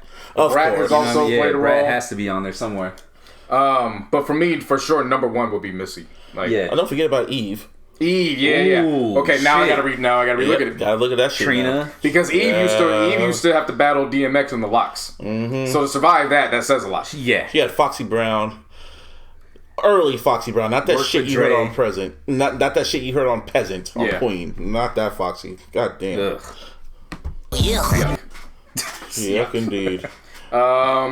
Let's see. Yeah, so I go with Missy, Eve, MC Lyte, Rhapsody, and I'd have to go with Kim. I can't leave Kim. You can't leave Kim. Yeah. Honestly, Seriously. on the female top 5 list, you have to have Kim on there. Yeah. No matter what, you have to have her on there. But top 5 MCs, you know, it's just what it is. Like they have a significant impact in the game. I mean, it's kind of obvious. Right. So speaking of female MCs and Missy Elliott, it was just announced today that she will receive the Michael Jackson Video Vanguard Award at the VMAs this year. That was a long time Long overdue. And it's funny. Way too fucking long overdue. And she made sure she called it by its proper name because MTV might think about getting cute after leaving Neverland by trying to drop Michael's name, but everyone's just like, no, call it by the proper name. Top 3 Missy videos. Shit. Oh, come on, man. No, I'm thinking of it is in no particular order. There's Get Your Freak On. Yeah, Get Your Freak On, 1 Minute Man, and The Rain. The Rain, of course, but she did other ones too that was just so fucking. I know, but I'm just saying, like, fuck, like, dude, what do you? Gossip pick? Folks was a great. Gossip Folks was good. Gossip Folks was a great fucking video. Music makes you lose control. That shit was good. Her fucking performance is gonna be fire. Her video Vanguard Award is gonna be fire. Everyone kept saying Missy should have had this shit. If I'm gonna watch the VMAs, I'm gonna watch for this. She looked up to Michael and she gonna make sure she gonna call it by his proper name. Don't get cute, MTV. Don't get cute. I was talking to Martine this earlier. They named it the Video Vanguard, the Michael Jackson Video Vanguard Award when Michael was still at the peak of his career. You know how fucking balling you have to be for that. Yeah. I'm still dropping albums. Man, like, don't get me wrong, that you're right. You're 100% right. But then he also did have a long career previous to that where he was dropping and he literally made MTV groundbreaking albums and videos. Yeah, and he literally made MTV. Like he ran MTV. Well, him and Madonna. Seriously. Yeah, mainly Michael. But they literally had days just named after his ass. And Madonna too, yeah. But can't leave out Madonna. That's why I tell everyone when all these 80s celebrities die, and then I'm going, y'all better appreciate Madonna now. I keep saying that. Y'all better appreciate her. Don't be trying to talk down on her, even though she's still dropping albums. She dropped the album with fucking Sway Lee. Yeah, she could stop that. Yeah, but people still listen. They still go to her shows. Bask in the legacy. Like go full legacy mode. Madonna has hits, man. She does. Yeah, she do. Yeah. Frozen fucking inspired fucking Adele to sing. Ray of Light, Like a Prayer, Vogue, man. Also got one of the greatest porn spreads ever. Yes, she does. That Sex magazine was Big Daddy Kane. Gave it up to Big Daddy and fucking Naomi Campbell. Shit. But y'all thought fucking Miley Cyrus was asking for attention. Madonna was the queen of that shit. But she wasn't asking. She demanded it. She was telling you, this is what's going down. Pay attention to me and give me what I want. Attention. And years later, come to find out she was serving as Pac's bottom bitch. So yeah. Oh yeah. Like, I'll never forget ASAP Rocky going like, Tupac fucked Madonna. Tupac didn't fuck Madonna. Tupac fucked Madonna. He was like so shocked that Pac fucked Madonna. Like, yeah, the fuck? Madonna cool. Anyway, we got some anniversary albums coming up. First, let's get the good ones. Tear Gas. Shout out to fucking... Well, that happened back in June. And the only reason why I brought it up because I saw a flyer go out about Tear Gas, the anniversary album. So I'm like, oh shit, it's been 10 years? Oh shit. Yeah. I remember around in the Bay, man, everyone blasted that damn album. And today is Jacka's birthday as well. And today's Jacka's birthday. Rest in paradise. Here, man. Yeah, it's so random. And they're still dropping featured. He's still dropping featured verses. I don't know how much he recorded. Some mob figures, man. That was the mentality. We got to record before we get caught up. I swear to God. That was the mentality. I swear to God, they probably just get it. They just kind of conjure up a Ouija board, say Jacka come and dropped his verse. He just floats up like the Remember the Time video. Wow. Drops his verse and then just spins away. Just saying. Like, what? I'm like, I remember I was seeing a feature. Nah. This is the Jag, bro. I know, I'm just saying. It's a cloud of smoke, okay? Okay, yeah. Like, he just this is the Jag. Like, oh, you need a verse? Nah, you gotta roll up a jackhammer. You don't even know. On some how high shit. On some how high shit. Yeah, then he pops up. I swear to God, Mr. Fab drops another album and I see a Jacka verse. I'm like, what the fuck, Fab? You're talking about, you're waiting on Fab? No, I'm just saying, E40, Burner. Every time, dog. It never fails. There's always a Jacka verse. I'm like, I see it featuring the Jacka. Of course it's featuring the damn Jacka. Now, but when Tear Gas came out, it was significant because I remember that was when he did SMC recordings. Mm-hmm. So that was a big deal because it was just off the end of everybody pretty much coming in, and outside of Lil Jon, all these other labels coming in and kind of poaching the Bay. Yeah. Just kind of picking artists and then not doing anything with them. Right. Yeah. So for SMC at the time to come in, it wasn't like they were poaching Jack. It was like, here's a budget. Mm-hmm. We're going to work with you. Let's get some going and let's Who move. did he get on? He got Paul Wall and Freeway on that album, right? So you had E40, Freeway, Zion I, Selsky, Devin the Dude, Krondon, Paul Wall, Fab, of course, Planet Asia was a great on the movement. Dub 20 and Jay Stallion, Cormega. I remember Cormega being on that. I remember seeing that and I was like, Cormega. I just don't know why he named it Tear Gas. He always fucked with Cormega, the though. cover art had nothing to do with the actual theme of the album, but it was just like, just go with it. That's a lot of big people, but... It didn't matter to me. It doesn't matter, bro. I know. I'm just saying. This wasn't a. Bro, look, I remember when this shit came out. I was delivering at the time for Kelly Moore Paints, right? I went to Rasputin's. I don't give a fuck. Like, I literally, my first delivery, dropped the shit off, went straight to Rasputin's, which was about 5 miles away. So I got caught in traffic. You know how that goes. You had to get. This was back in the day when we had to buy albums. I went and I bought 3 of them motherfuckers, bro. Yeah, I just remember. that because JD, what up, JD? He played the fuck out this damn album. Every day I was at his house, he literally ran it till it was scratched up. He fucked with this album tough. Everyone did. Oh man, that was a statement. How could you not, man? That shit I think that was the fire, last. I think this was like the last statement, like Bay Area album in a way. Outside of E40. Yeah, I don't see no one else that really dropped an album as impactful as Tear Gas. I might be wrong. Same thing like Martin. I just remember, because out here in the Bay with us, it is Rasputin. Like we weren't really fucking with Sam Goody and FYE or Tower Records like that. And the funny thing is, in Campbell, Martin knows. There used to be Rasputin and there used to be a Tower Records like right next to each other. Literally right down the street, like 2 blocks maybe. Right in Campbell. But yeah, I just remember going to Rasputin and I was like, I need the Tear Gas and give me that. Copped it in and I was just from the opening track with Matt Black and Ryder. Summer. I was just like, oh yeah. Yep. This is. Because, I mean, again, at the time, it was like these labels were coming in, not only poaching artists, but they were like, okay, we need the hyphy shit. Yeah. Seriously. And the good thing is like, Jack wasn't that to begin with. Nope. Like, he would jump on some tracks, but that wasn't his, he was more of the mob music. So, to hear that they didn't try changing him. Sorry. See, you're just looking at shit you shouldn't be looking at right now. That's a sign. But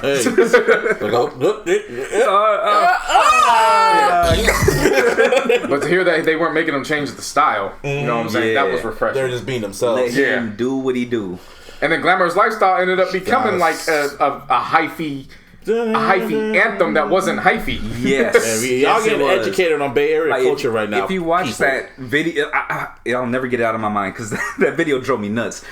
He's dancing and fucking going crazy like if it's the hypiest shit ever. Yeah, but it really wasn't. And it wasn't. It was like it was the chillest fucking song, dude. Like, you chillest upbeat play shit. That shit while you're driving and it's perfect. That song you could play anywhere. Anywhere. I mean, when you're driving, you can play at the barbecue, the parties. the kickback, whatever. But it wasn't no like. Yeah, nah. Tell me when to go. Yeah, it wasn't tell me when to go. Exactly. Perfect. Yeah, freaking analogy, bro. Tell me when to go. It was not that shit. If only the people were here in the Bay when that record dropped out here. Tell me when to go. In high school, it was madness. You talk about a moment. That was a moment in time. And, you want to know the wild thing was?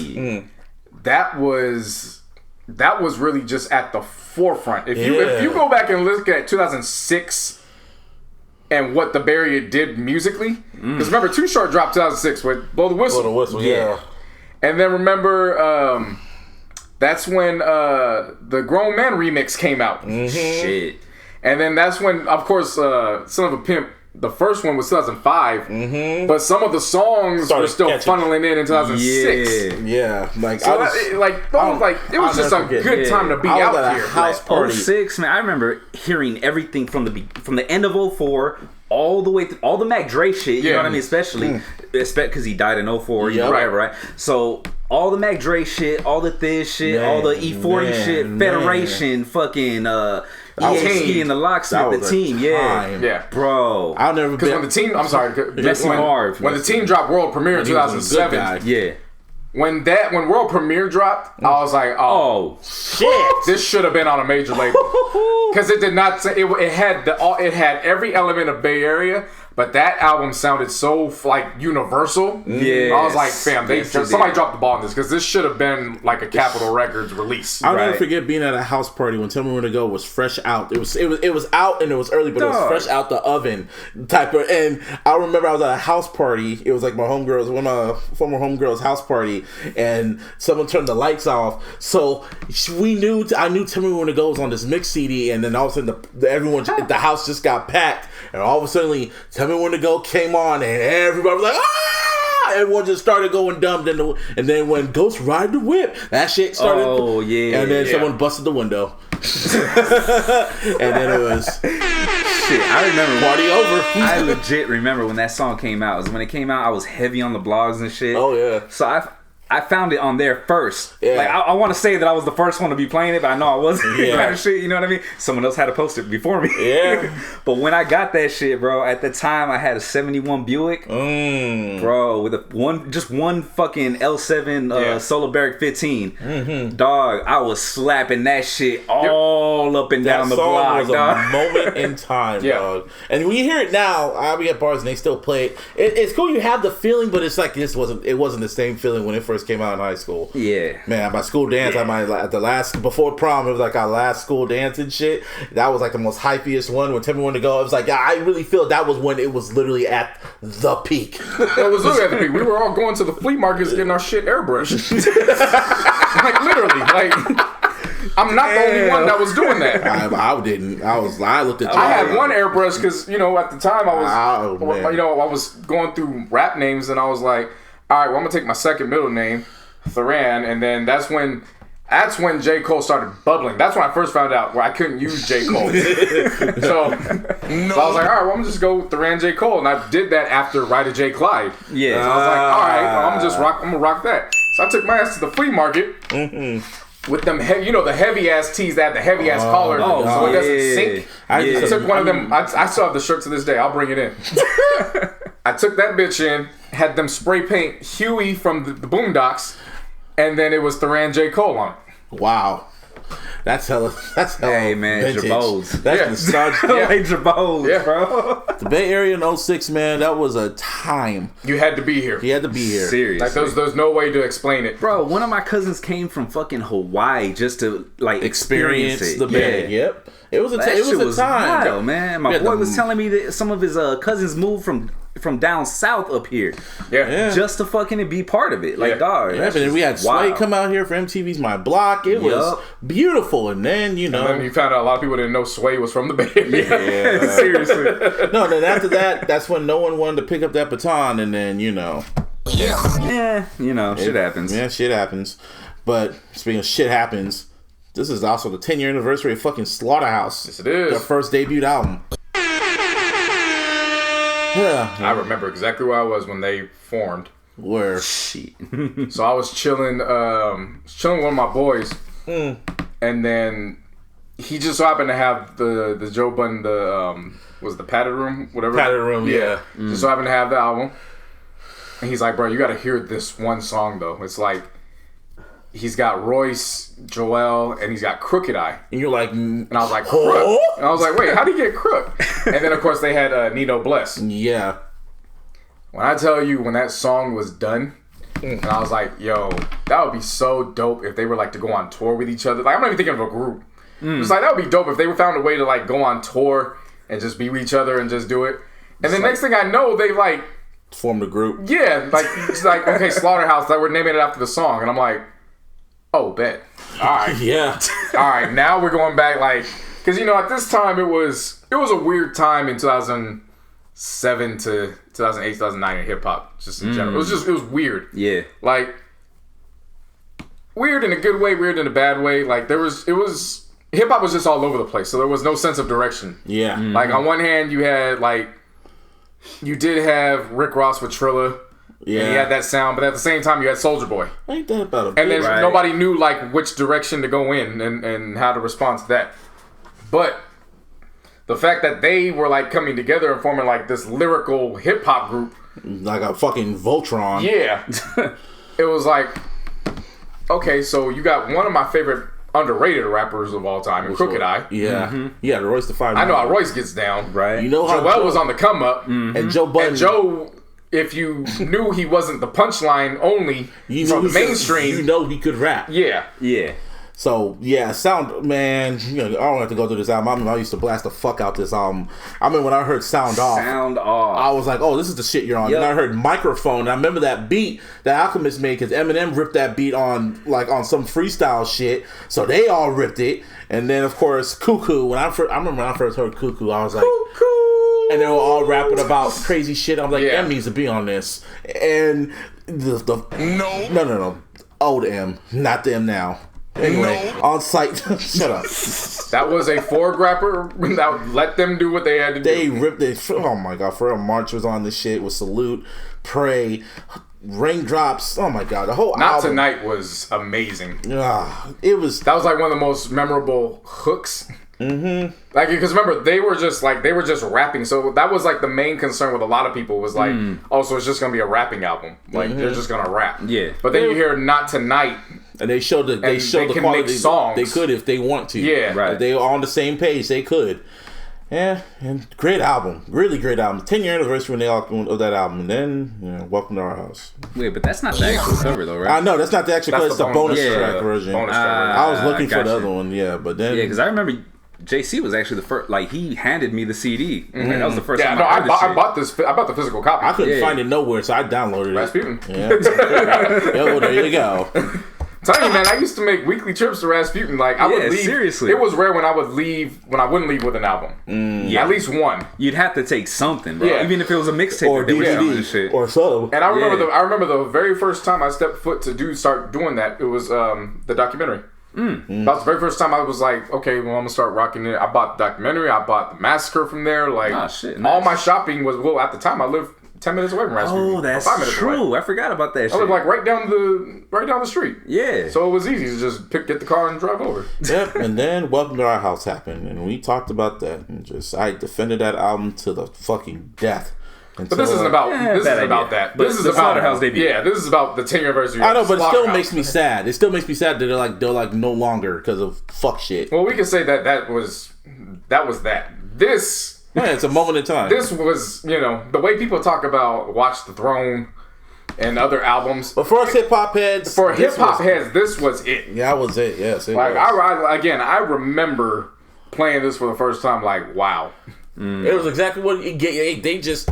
Give me what I want. That's what I wanted, and I got raps, and there was a whole bunch of ribbity raps, and that's all I really wanted. A whole lot of raps. That's all I really wanted. So, and I will always go on. I will always say this to me: the MVP of that was Crook. Oh yeah.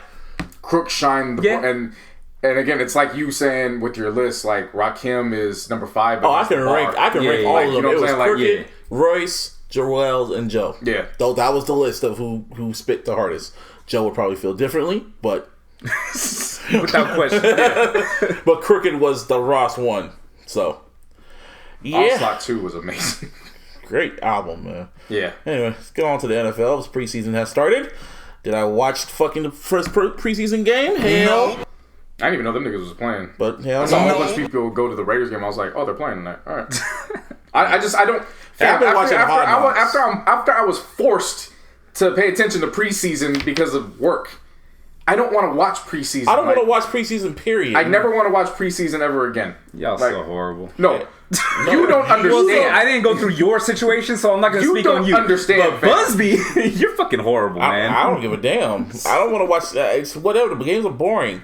It's like watching practice. What am I going to accomplish watching practice? What am I accomplish watching a practice game? That means nothing. Man. All right. And all Niner fans happy we beat the Cowboys, which is always nice. Oh, all of a sudden. Which is nice to It's not just a practice, right? But it's just practice. Don't matter. Well, I mean, it is. It's just they're public tryouts.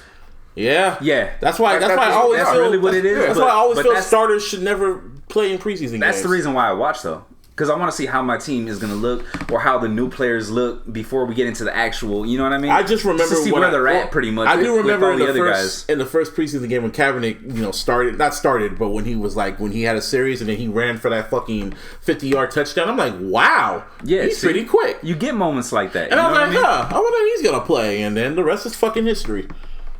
To me, the first 2 weeks of preseason are for guys that aren't even really gonna make the team. For real, I'd say the last week of preseason. No, last week the last week. This is how it goes. I'll tell you from behind the scenes. Yeah. Right? The first 2 weeks, you put the starters out there for one series or a couple series, unless you have a whole brand new coaching staff. Or they got the system. Yeah. If that's not the case, you put them out just to get their feet wet, kind of see. Or the team is trash. And no, it's not even that. I'm telling you from behind the scenes. This is what it is. So. From that aspect, you put them out there, just get their feet wet, you immediately take them out. Yeah. You let the reserves go in, so that way they get the bulk of the time, and you take them out. Once the reserves are in, when the hell are you going to see the third string guys? Never. You're literally watching the special teams guys play formations. Yeah. And those guys are legit fighting because some of them are getting cut. Yeah. So they're literally putting on the first show. They're playing for their lives. No, they're not. Oh. That's the first week. They're playing for their job. Oh, yeah. Second week, starters get a little bit more run. Yeah. Those other guys are fighting for the next wave of jobs opening. Yeah. The third week, starters, your lights on, you get one half. Let's go. We got to get this shit going because we don't have no way. You got to get this popping. Yeah, it's like the dress rehearsal. Right. Much. Week 4, that's when the players are fighting for their lives. Because there is no more training camp or preseason after that. You're going into the season. You're fighting for your lives. Yeah. The guys playing the bulk of that, they're fighting for special teams. Yeah. Either with the team or to try to stay somewhere else. Because they're really trying to avoid the practice squad. Yeah. But that's why I love watching Hard Knocks. Of it. That's why I love watching Hard Knocks. Speaking of Hard Knocks, I finally watched the first episode, and damn, Ollie got cut not even before the episode was over. They cut Mr. Last Chance U. I mean, it was self-explanatory. I know. He did it to himself. I mean, what'd he do? Well, he goes into the fucking. He gets hurt, and so then he goes into the meeting room, and the defensive line coach is like, "Why don't you go to treatment?" He's like, "Oh, nobody told me." Yep. Fam, this is the pros. Yeah, this ain't. You know what time you have to go get treatment. This ain't Last Chance U. They tell you when treatment is. This is professional, dog. Like, nobody's gonna beg you to come to treatment. If you ain't coming to treatment, the trainers are gonna tell the coaching staff, "Yo, he was supposed to be here, he didn't show up." Coach staff is gonna get in your ass, and if they even care about you, because the training camp they don't care. The training camp they're just trying to weed people out. Like, oh, you don't take this serious. And they showed a scene where Gruden just flat out said, "You know what? Let's just cut some people now." At the end of the day, it's a fucking job. Yeah, he didn't know that. He didn't know that. He still felt he was on Last Chance U. That's how I looked at it. He still felt he was in college. Jesus. And Gruden gave him that wake up call, and he just said, "You know what? Let's start cutting these guys now. They don't want to be here. They don't want to be here." And they Donald snapped him. They just Donald snapped him and just replaced him. Kept his number, but they just replaced him. Yeah. I was like, damn. That was wild for me to watch, though. Just because, Well, you used to work there. Being there for 4 summers. And then seeing, like, just knowing, like, we used to go, we had the option to go ride horses. A couple of years we did it. A couple of years we just went to the vineyard. We had the option to go to air balloon, so I knew exactly where they took the air balloon. I knew, obviously, the staff. I knew who was with Antonio Brown in the air balloon. Yeah. Seeing that. And then watching them in the meeting, I was like, I would have been in that scene because my boy D'Angelo was right there, and we were always together opening. Shout out to my boy Dre. I saw him on the episode. Yeah. My boy Chris is still running the camera behind the quarterback, so I saw him there. When they took Ollie's shit, that's my boy John, who cleaned out his locker and then re-put it up for a new 63. Yeah, that was so just seeing all this stuff and like just seeing how it all runs, and then the family dinner, Guy Fieri being there, and how I blasted that, yo, he's here, he's cooking for us. I remember you told me that. Yeah, so just seeing all of it was just like, I used to do that. Like that used to be me. That's wild. Except of course, now they don't have the fucking the big crane anymore. Yeah, because all of it is now on the pole. Oh yeah. It was just wild seeing. It was just crazy seeing. I was like, damn, Jay. I wonder what. I was wondering like, what shit did JC do? And then he just told me. Yep. And then not only that, since we're still here in Little Raider Nation, Antonio Brown. Helmet gate. Shit. Yeah, this nigga came out and was he's crying over his helmet. Literally, like legit, just wanted his helmet, and it was a helmet that was outlawed by the NFL. Yeah, and not only outlawed, it was outlawed because they were going through safety precaution, and they're funneling out helmets that weren't the best. And even Tom Brady, top elite quarterback. So like, even before we get to that, they told the players this 5 years ago. Told them we are going to be getting rid of these helmets on this list within 5 years. Jesus. So it might be best for you guys to start getting comfortable in some other helmets in your spare time, so it's not this drastic change. But Antonio Brown, did he think about that? No. Not one fucking bit. Not one bit, because he was getting his stats up. This is coming after the fact that he went and did some cryo. What is it? The cryotherapy, with being in the cold. He went overseas. Because I remember you said the Raiders gave him that. I was like, Raiders didn't do that shit. He went overseas and did that during offseason. Like, he went by himself, put on some fucking Gucci loafers instead of the shoes he was supposed to put on. Of course. So that's why his feet looked the way they do, because they were frostbitten. And that's why he was injured and shit. Yeah. Stupid. So he did that, and then just the stories about him in this fucking helmet, how he was throwing a tantrum. Not only was he throwing a tantrum, he painted a Steelers helmet. And the reason why they caught it is because he stayed and was talking as he was walking out, and somebody noticed, and it was like, yo, you can't have that. And then instead of playing it off like, nah, this is the helmet, he threw a big old tantrum, and that's when they realized, yeah, that's not the helmet. He threw a Nicki Minaj tantrum. Yeah. Shit. He just said, so then he was waiting for arbitration, trying to get them to change it. And so finally, and then he went so far as to say, I'll retire because of this. Like, I won't even have to play. He told the Raiders he's going to retire if he doesn't get his helmet. And then arbitration came back and was like, yeah, we ain't doing shit for you. Like, there's nothing we could do. You were warned about this 5 years ago. So then he took to social media and said, while I disagree with the arbitrator's decision, I'm working on getting back to full health and looking forward to rejoining my teammates on the field. I'm excited about this season and appreciate all the concerns about my feet. Hashtag always a fight. Represent. It's bigger than me. And all I took from that was they looked at him and was like, nigga, you really gonna pass up $32 million guaranteed? For real? No. Get your ass back on the field, nigga. Shit. I just can't wait for episode 2. Well, that's what I'm saying. Like, Hard Knocks, whoever the producers are, I'm sure they busted nuts. Like, looking at this, like, God. You mean in the same week? Because our lineman, Gabe Jackson, he's out for 8 weeks now. So they're looking at, like, in the same week, we lose a key person on their line, and the star receiver is acting up? Like, it's must-see TV at that point. Oh, my God! Okay, it's happening! Yeah. Okay, it's happening. Yeah. I mean, yeah, well, shit. Glad it happened to Raiders, not the Niners. That's all I can say. Must-see TV. Yeah, but y'all got Bosa, and then he got hurt, so. Hey, fuck him. I don't know if you could say that. You say fuck him to the number 2 overall pick. Yeah, I was gonna say that shit really. You invested me off, a lot in him, for real. Like, you can't say fuck him to a big time invested. I don't remember which one you guys put in the group chat, but when I seen that shit, I was like, well, we should have got Quentin Williams. That was you said that. Yeah, that was my honest opinion when we fucking drafted Bosa. I wanted Williams. It didn't happen. We got this fuck. He's hurt again. Yep. Oh well. Yeah. I mean, speaking of a former Niner.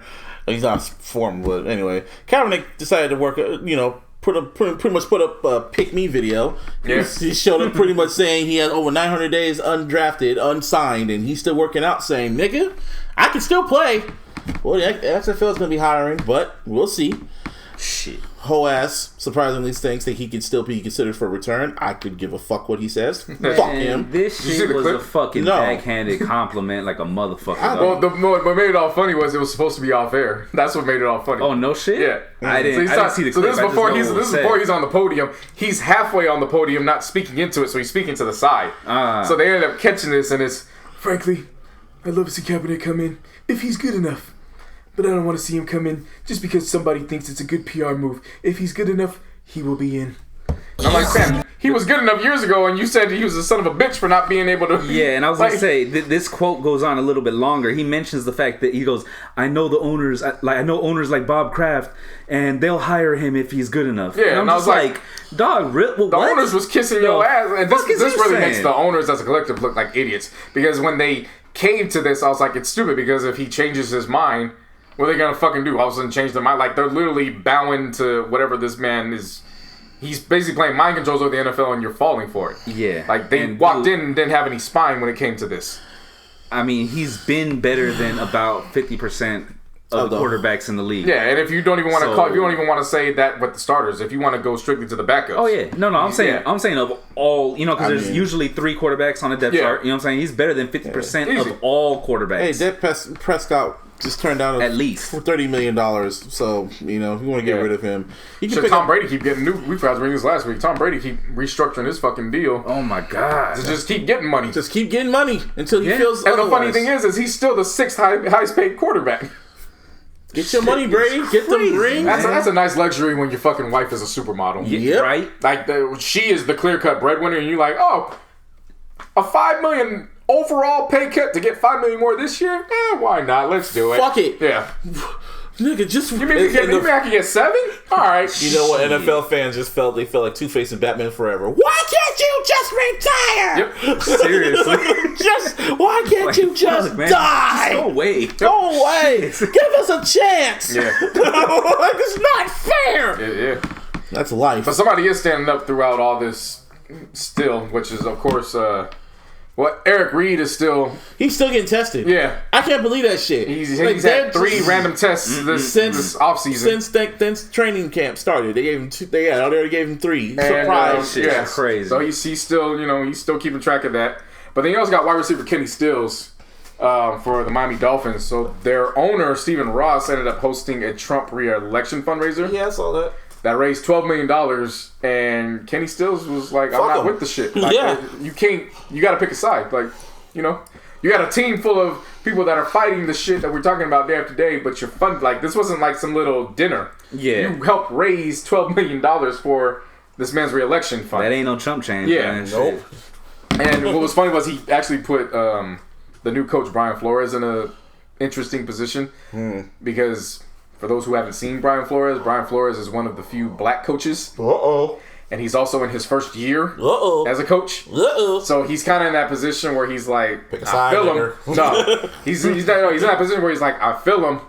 And he's like, yeah. Do you want to take this public or we can handle this shit behind the scenes? And I saw a lot of people badmouth Brian Flores, and I was like, fam, this is a first-year coach, and not only is he a first-year coach, he's a first-year black coach. Yeah. So his slack isn't like everybody else. Right. So he has to, I get where he's coming from. To me, it's not as simple as, he's a coon and he's trying to look out for the white. No, it's not that. He's trying to look out for everybody's interests at this point. Right. Pretty much. So I thought that was interesting. Yeah, now, NC double motherfucking A. You some hoes. Yeah, this shit trash, bro. Like, seriously. You are some ass nigga. I had a lot to say that was worse, and then, the situation resolved. Yeah, so it's like, motherfucker. I had a lot to say about Antonio Brown. I had a lot to say about this. And, it's like, motherfucker. Nicki Minaj came out, and all of a sudden these two reported like, they mean nothing. And I was like, but they still some nothing to me. But they still hoes.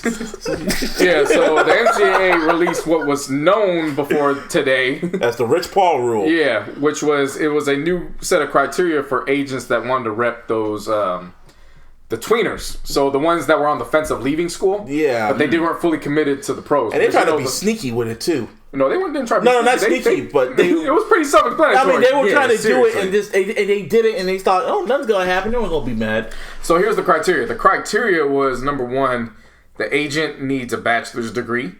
Number 2, you got to be NBPA certified for a minimum of 3 years. And then number 3, you have to take an in-person exam at the NCAA office in Indianapolis. So I have no issue with number 3. I definitely have no issue with number 2. If you want to get in this game, you gotta follow protocol. You gotta have some experience, and you gotta be what's the proper term? Not invested, but experience. Basically, you gotta be up on game. Yeah, you gotta know what you're doing. You gotta have knowledge. Certified. So, yeah. Experience. All that shit. It's number 1 that got pissed people off. It's okay. Now you're targeting a certain person. People. We'll say people. We'll say black people. And I'll say black. Well, the thing is, I don't want to say only black people. Less fortunate. You're targeting the less fortunate, which you could say highly is made up of black and brown, which is true. But you also have some white folks that would be, put in this position where it wouldn't benefit them. But the reason why we call it the Rich Paul rule is because Rich Paul didn't finish college. He said it, and he said in a quote in an interview and shit. Well, it was just to go into it. It was just the obvious, which was this goes back to Clutch Sports. They had a spreadsheet of like all these top earning agents over like the span that goes back to the 90s. Rich Paul was number 3 with like 14 less players and of course 20 years less experience. Also, he was getting powerful. And in the spreadsheet, all but one had a bachelor's degree. Guess who that was? The black one. So from that standpoint, you're looking at the shakeup of the status quo. So of course LeBron, of course, he was the one that spearheaded and led the charge with that. Just said fuck these niggas. Yeah, it's like, so you want to give us the Rich Paul rule? Great, cool. And then of course Rich Paul came out and was like, look, NCAA executives are once again preventing young people from less prestigious backgrounds and often people of color from working in the system they continue to control. In this case, the people being locked out are kids who aspire to be an agent and work in the NBA, but do not have the resources, opportunity, or even a desire to go get a 4-year degree. Which is true. You're sitting at these universities, which for a lot of people is just a scam to just get you in debt. Yep. Yeah. And then they feed you all these bullshit courses that have nothing to do with nothing, but you have to pay $500 for the goddamn book and for the classes. So for somebody that's like, I want to be an agent, but I don't want to have to go through all that. Like, what the fuck do I need to know about the history that they're lying to me? When I already know, when I already have the experience and I already know what I got to do. So from that aspect, it's like Ballers. Yes. It's fucking crazy. I wouldn't be surprised if Ballers utilized some of this stuff this season. Well, they already filmed it because you already know. What I'm saying is I wouldn't be surprised if somehow this played out. Oh yeah, probably next year because The Rock is busy as fuck. Now, of course, as we're speaking, since then, the bachelor's degree requirement has now been removed from those. So we can't get real mad. And then I started looking into this deeper. That was the biggest issue though. So I mean, I started looking into this deeper and I was like, well, wait, who was like, I want to know what led to this. Come to find out, it was three individuals that were, I don't want to say responsible, but they recommended. And that was Condoleezza Rice. Wow. Grant Hill. Wow. And David Robinson. And their reason for going this route wasn't to exclude people like Rich Paul. It was for those tweeners who could be easily manipulated and into a situation where they pay X amount of dollars for shit that they don't need because of some agent that's just looking to come up on a kid that doesn't know the industry. We're looking out for that. But they also said, if you're in the industry and you have the experience, you should be grandfathered in. It shouldn't affect you. So the NCAA just read at little points and were like, okay, we're taking that and fuck you. They just read the recommendation without fully understanding what it was they were saying. Because they just overlooked it. Because once Grant Hill's name got attached to it, I was like, wait a minute, Grant Hill isn't somebody I would think that would want to hinder Rich Paul. Yeah, so he explained it. And Condoleezza Rice, good. Never thought I'd hear that name. Well, I know, but still, just she is very sports heavy. Oh, I know. Like when they came up with when the whole situation was to leave the BCS to go into the NCAA playoffs. Yeah, she's the one that's strong. Like she's on that. She's on that. She said she wanted to be an owner for an NFL team one day. So just glad it ain't politics. But shit. She's done very well in her position in sports. Yeah. So all I'm saying, NCAA at the end of the day, give the kids what the fuck they want. Give me what I want. And that's money and bitches. I mean, they could probably give them the money, but not the bitches. We've seen a lot of NBA players. Just give them Coke. What? Yeah. That's called prostitution. No, don't. No, do not give them coke. That's how you end up with Len bias. Shit. What do you give them? Just give them the money. Just show them the money. That's all. Just give them the money. You know, here's an angle about this that I'm surprised not a lot of people touch on. Professional athletes should be very pissed off at the NCAA. From this aspect, the NCAA players not having any money is hindering the professionals from actually getting more money. Yeah. Because if you have a kid that goes to Alabama and the boosters come together and say we're going to give him $7 million a year, you don't think a pro running back can look at that and be like, that kid's getting $7 million a year, and he ain't touching or doing my workload. I need 13. And they don't. You don't think that they ain't looking at that? Yeah, owners seriously, don't want that shit. I mean, realistically, I don't know if you would give a college student that much money. Like, that's a lot of fucking money, bro. I understand that they make a ton of money. No, but even then, you're not understanding. Football for some of these universities, it's all they have. Is bragging rights in corporations. Yes. So if they were to come together and say that's the number one running back in the country, and it takes $7 million to get him. We're paying him. Oh, that's nothing. I get what you're saying now. That's nothing. I didn't. You can get first one. I was kind of. You know what I mean? You can get one booster to do that. But if they had like a pot where it was like the main booster pot to shelve out the money for these kids, $7 million is easy. If I'm a running back in my prime, I'm looking at that like go to class. I need as close to half to more than half of that. Yeah, double that. Yeah, go to class. You see how much I'm getting paid, nigga. Yep. But that's probably why they don't want to give them the money. At the same time, you ain't give a fuck about their fucking education. You just want to get them out like they're fucking animals. Fuck these niggas. Fuck the NCAA. Pay the fucking kids. Give me what I want! Give them the fucking money. It's just funny how with that bachelor's degree, like, if you applied that to any other aspect in college, it would never fly. No. Like, you mean to tell me if Steve Jobs was alive, I couldn't use Steve Jobs in a mentor program because he didn't have a bachelor's? That shit would never fucking fly. Come on, man. Fuck out of here. Come on, man. Anyway, R.I.P. Toni Morrison. Yeah, rest in peace to her. Oh, great author, great literature, black author, man. Yeah. Let's see.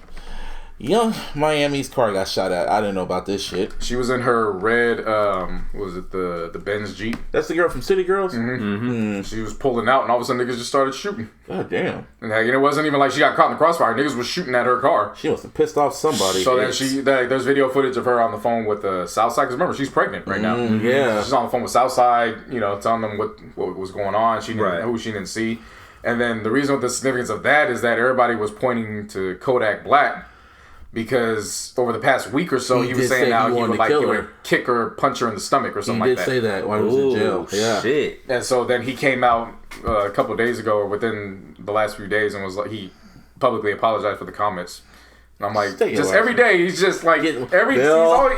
Bill, goddamn Florida man. Bill, fucking Florida man. I know. I mean, Bill. Yeah, every time, Bill. That's his name. But I'm glad that her and the unborn baby weren't touched. Yeah, that's important. Seriously, man. Somebody's free from prison. Yep. Toya Brown's finally out, and she is engaged or married now. Yeah, someone's knocking them draws.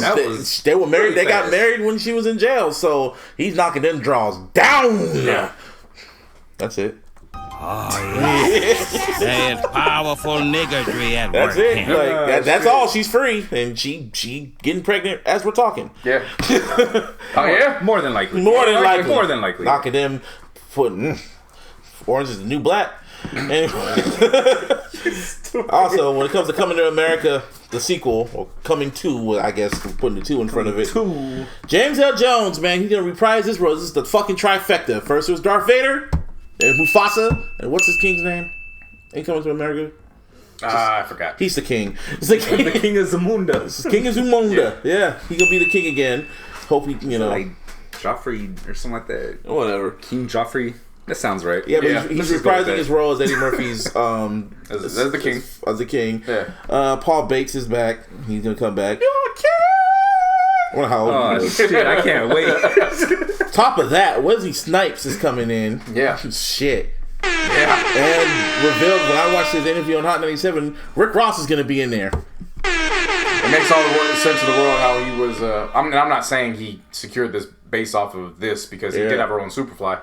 But the fact that they're going to be using his mansion in Georgia. Because it's the biggest fucking mansion in the fucking United States. Yeah, in Georgia. I'm looking at it. I'm like, that's a very good negotiation tactic to be like, I want to roll in the cast. Yeah, seriously. Very good. Props up to the boss. Speaking of Eddie Murphy, man, they showed the trailer for $L.A. Did you see that shit? I didn't. Yes. It looks amazing. Okay, it's happening. Everybody stay calm. What's the procedure? It looks amazing. Yeah. I need to see that. They gave him the bag. They gave him the bag. It's going to be on Netflix. See, that's what I'm talking about with fucking Netflix. They give us quality shit. Not just Netflix, but Prime and fucking Hulu and motherfucking... Finally up on Amazon Prime now. Yeah. Can I watch free meat? Hey. And then you got motherfucking... What else is coming? Hulu? Disney Plus is coming. Hulu, you have all this good shit.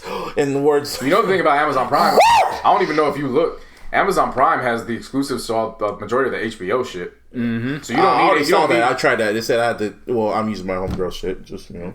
I have to say maybe you'd have to have the subscription, but I know I was watching... I started rewatching The Sopranos, and I was like, I could watch this shit on Prime? Oh, give me what I want. Hey man, watch Euphoria. I keep telling you. I know you got hell of it busy, but Euphoria is that fucking show, dog. Yeah, Euphoria I'm saving for next month when I'm not doing 12-hour days. Fucking password, bro. Find me the password. Password is $9.99. I'm just saying, so much content. It's like, why do you even need cable?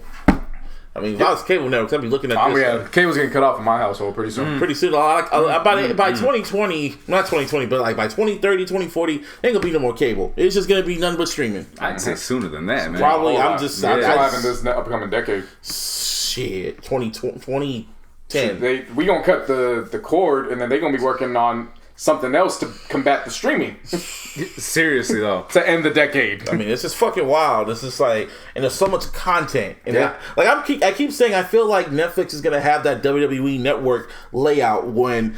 You remember how the network used to look? How they had the live stream shit. Mm-hmm. I'm pretty sure, like pretty soon, Netflix is gonna have that interface when you have a live stream and it's just nothing but countless like.